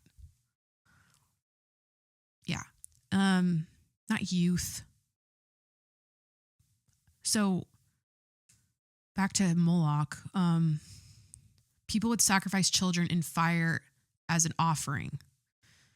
The important nuance is historians debate whether Moloch was actually a god's name or whether Moloch was a term for a type of sacrifice, or whether the descriptions were exaggerated by enemies. Some of what we know about Moloch comes from hostile sources. Okay. But culturally, Moloch became a symbol of brutal sacrifice, giving up your children for power, extreme, horrifying worship. So I feel like sacrificing a baby, it's like the worst possible thing you can do, but it's going to give you the most reward. That's the vibe. That's why it's the baby sacrifice and not the adult. It's because the more precious the sacrifice, the greater the reward that will come your way, whatever that reward is. So I don't know. It's fucking crazy. And basically, what other questions did I ask here? So it's not a Christian deity and it's not technically satanic.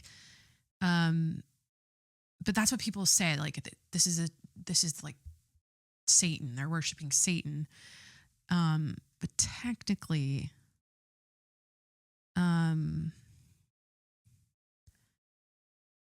it feels satanic. I mean, it's all the same shit. It's evil. Moloch was associated with some ancient Canaanite. Wow, I haven't read that in a minute. Or Northeastern practices thousands of years ago before Christianity existed. Christianity didn't start until the 1st century AD. Moloch references show up in Hebrew texts that are part of what Christians call the Old Testament. Yep. But that doesn't make Moloch Christian.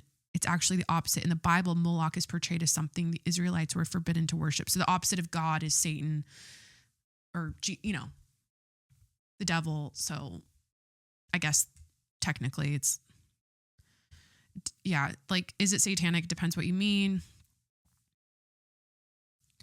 The Church of Satan and the Satanic Temple, those are actual entities, current entities that exist today. They don't worship Moloch. They literally worship the devil. I don't know what kind of imagery. I mean, I guess horns. Anyways, so lots of imagery. Also, like, weird paintings on the wall of demon shit and children and nudity and okay. So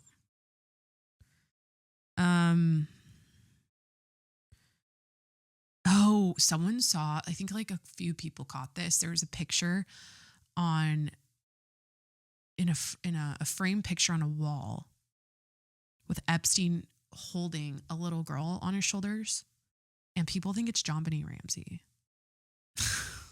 Like, this goes so crazy. Like, and when she went missing, her body was found in the basement of her house, and they pinned it on the parents. But then they did like they cleared the DNA. So, you know, at first they thought, okay, parents might have done this.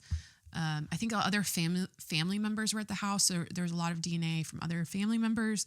All that was cleared, and none of the DNA from anyone matched the DNA found in her underwear. And people are like, that was Epstein's DNA. It's so fucking, I mean. So yeah. Okay, so this is something.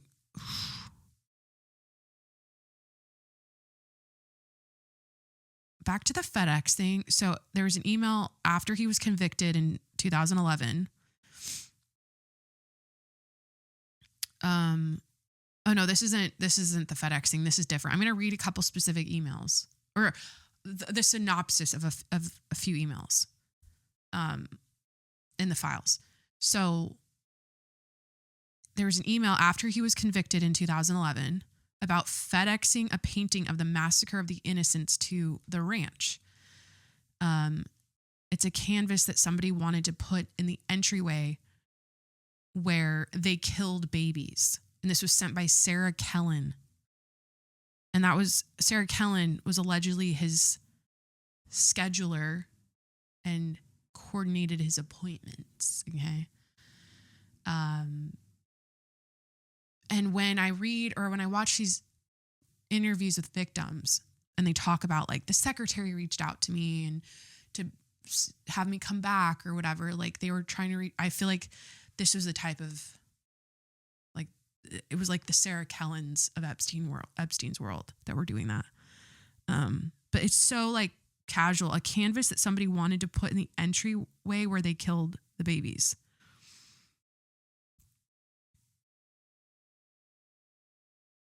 This is a real thing in the files. Like, I'm not just like bullshitting this.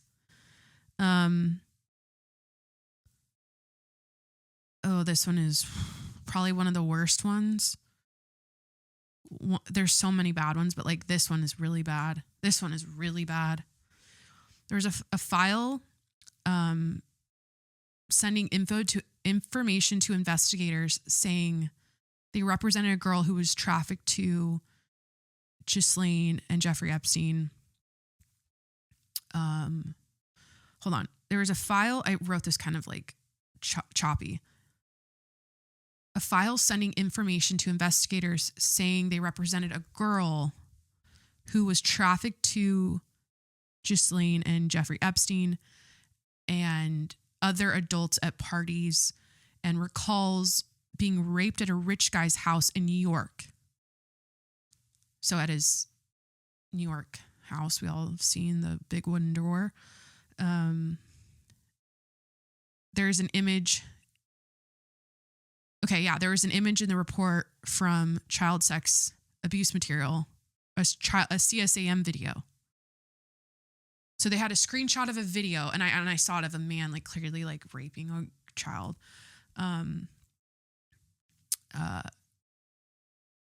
That resembles the victim and her story. This is the worst part. This is a real piece of text in the files.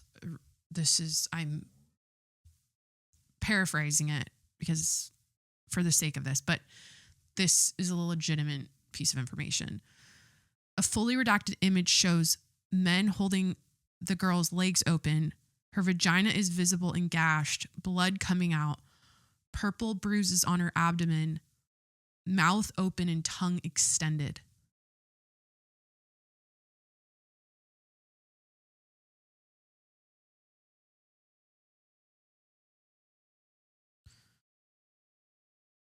Yeah, so,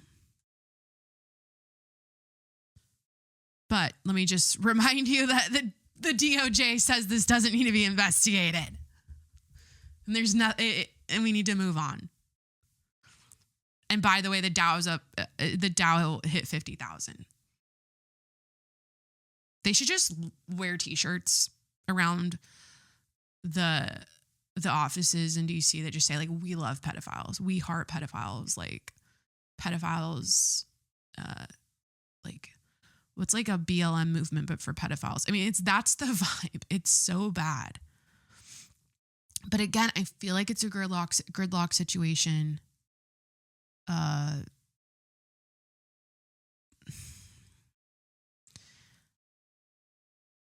It's just hard to sit back and just like keep it moving, like go to work and like live life. And like, this is what they're getting away with behind. I guess corruption is always has corruption and, you know, trafficking and slavery and murder and all of this has existed for it's always been here. It's just when there are so many people that are currently running companies and running countries and like literally breathing that are walking free and they're getting away with it. And it's and the victims have to just go like, well, fuck us, you know, like this interview they did it was so sad. I mean, oh, and then fucking Hillary, I'll play that. Yeah, listen to Hillary Clinton talk. Out. They are slow walking it. They are redacting the names of men who are in it. They are stonewalling legitimate requests from members of Congress. That has nothing to do with us. Something is going on. They know it. She's acting like we're acting. She's just like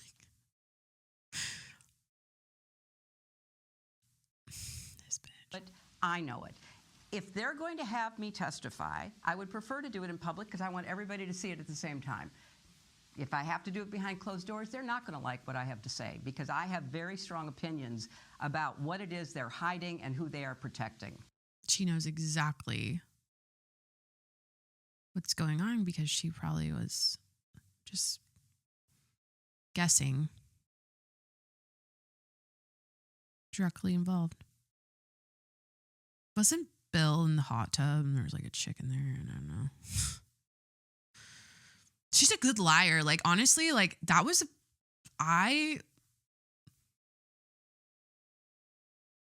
she's a good liar. That's Hillary Clinton's greatest strength. That should be her masterclass. Masterclass should hire her to have her do it. How to lie.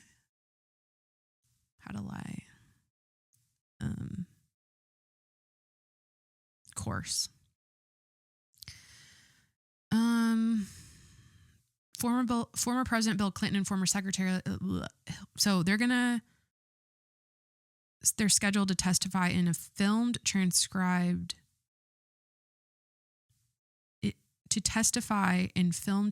depositions before the House Oversight Committee in February 2026. So Hillary's scheduled for February 26th and Bill is scheduled for February 27th.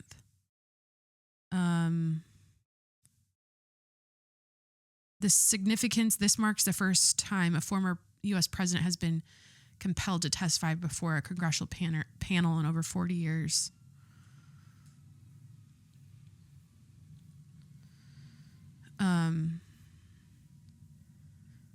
You just know it's bad when Trump is talking about Bill in a positive way.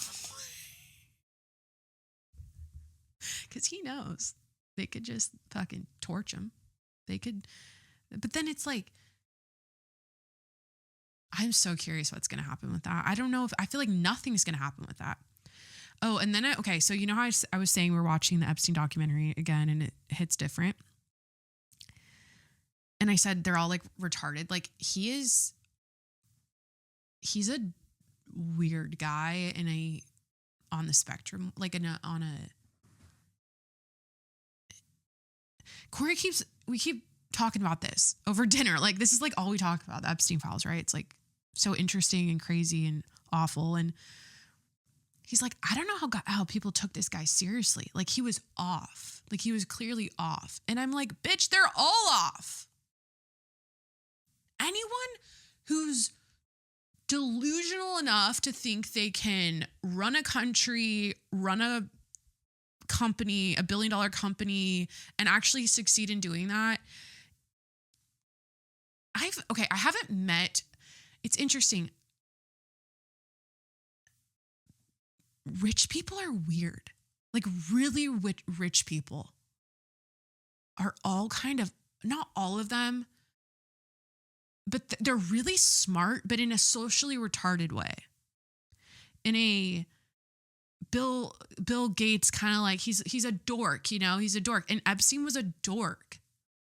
He wasn't a cool guy. He couldn't pull these chicks. He needed Ghislaine to fucking recruit them. You know, he couldn't do, like, that's so creepy to pull a 13-year-old. What the fuck?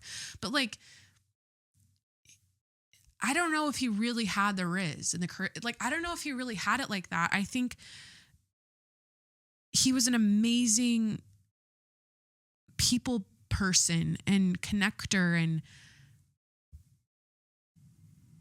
his voice, but like, listen to his voice. I just can't. So instead of asking me the question, should you take the money? Because I think it's a legitimate question. You think it's a legitimate question? Yes, no Why? question.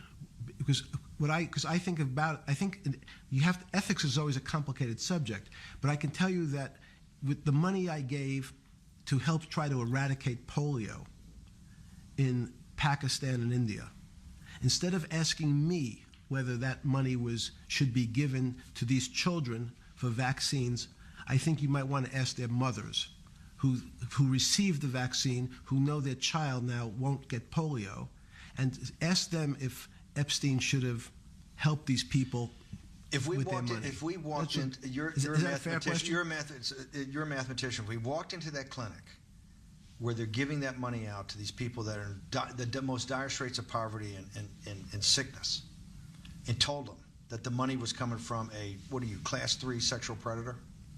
Tier 1. Was tier 1's the highest and worst? No, I'm the lowest. I'm the lowest. You're the lowest. Okay, tier 1. God, his voice is so thin. And like creepy and like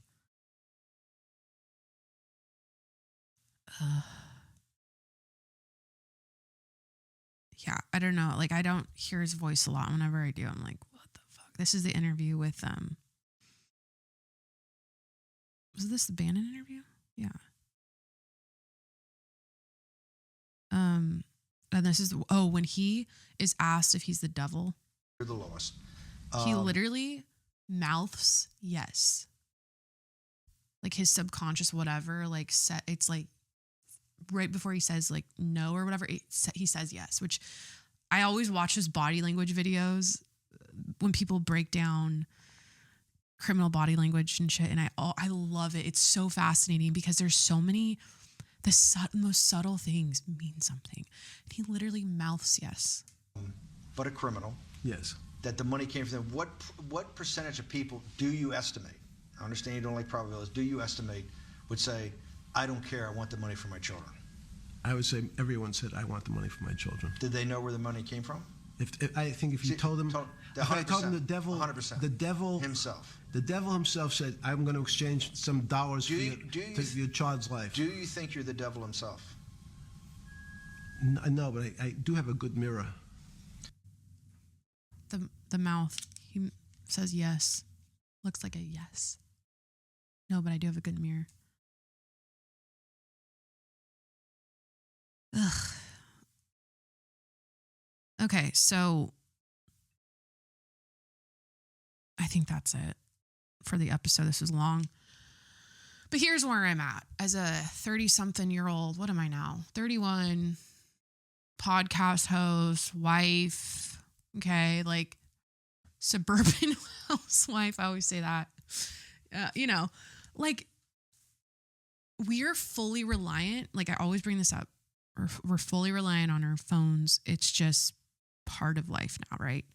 And yes, you can be. We're all addicted to our phones, right? It's baseline. It's a fact of life. It's It's what it means. It's just part of life now and your day to day as a human being, as an adult, especially who, yeah. And it is now so serious, or it's becoming, being disciplined about how much you're on your phone and what information you expose yourself to is getting so real right now. Because like I said, I know too much information. I'm down the rabbit hole. News stories are fed to me every single week that I end up covering here on the podcast. It makes you feel crazy because up is down, down is up. They're saying nothing to see here, move on, like nothing happened. And yet you're seeing these fucking emails about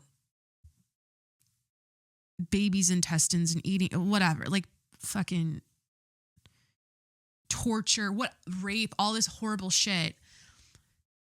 And you're scratching your head. You're like, huh? And you're like, and then everyone, it's like what do you call it? Is it an amoeba? It's like an amoeba. It's like images.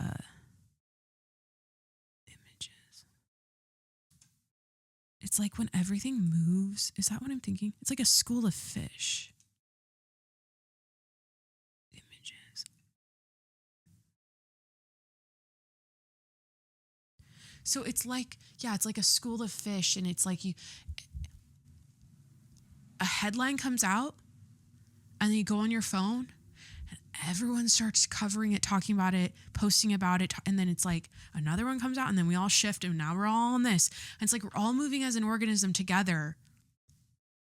With a lot of, the news is always negative, and we're mad, and it's murder, and it's death, and it's just bad. It's bad. It's always bad, right? Like I was going to read the positive news, but I didn't. I'm not covering positive news here. This is what our addiction is. We're addicted to our phones, or we're addicted to bad news. And it's like the worst combination for the mind. It's so bad for us, and we're slaves to it, you know? And so having a daily meditation practice and reading a book, reading 10 pages of a book every day, and doing things that are not phone or news consumption related, that's becoming so,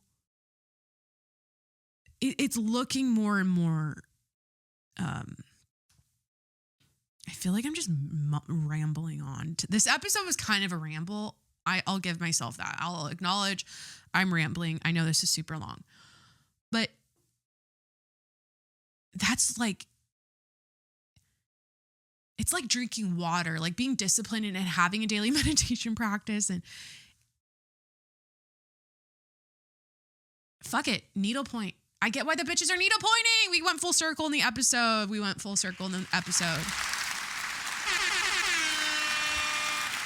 God, I love figuring things out. Fuck. This is why we're playing Mahjong and needle pointing, guys. Oh my God. It's because it's getting us off our phones and off the bad news.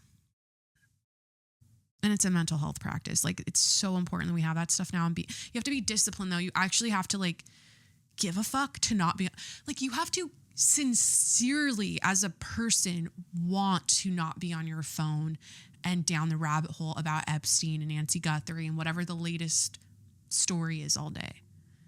And I know I'm probably a special case because I'm insane. Okay. Like, I'm a podcast host. I do my research on this stuff so I can come to the show informed, and I can talk about it without talking out of my ass. So I spend time on these things where, like, maybe you're a listener who's like, no, I go to work and I watch Love Island and I don't really know what's going on. I hear about it, but it's not like overwhelming to me. But I think for me though, I'm insane, but it's fun. Like, I think it's like a puzzle. It's interesting. It's stimulating. It's you guys, I'm a Sam Tripoli. Oh dude, you guys, this says a lot about me. I've been listening to Sam Tripoli's podcast, Tinfoil Hat, for like, since I was in college. And I don't listen regularly. I'll listen maybe once a month, not even that much. So I've always been curious and have always thought outside the box with current events. And right now it's easy to do that because the stories get crazier and crazier and crazier. And I hope we find Nancy, and I need to wrap the episode. Did I cover everything? Yeah. No. Please hit that subscribe button wherever you're listening right now. I'm on Apple, Spotify, Google Podcasts, Stitcher, Breaker, Overcast. Wherever you listen to podcasts, please hit that subscribe button and review the show 5 stars while you're there. Follow me on Instagram and TikTok at Jacqueline Monroe. Subscribe to my YouTube channel. This is a video and audio podcast, but not Spotify video right now because I need to fix that. That'll be coming back soon.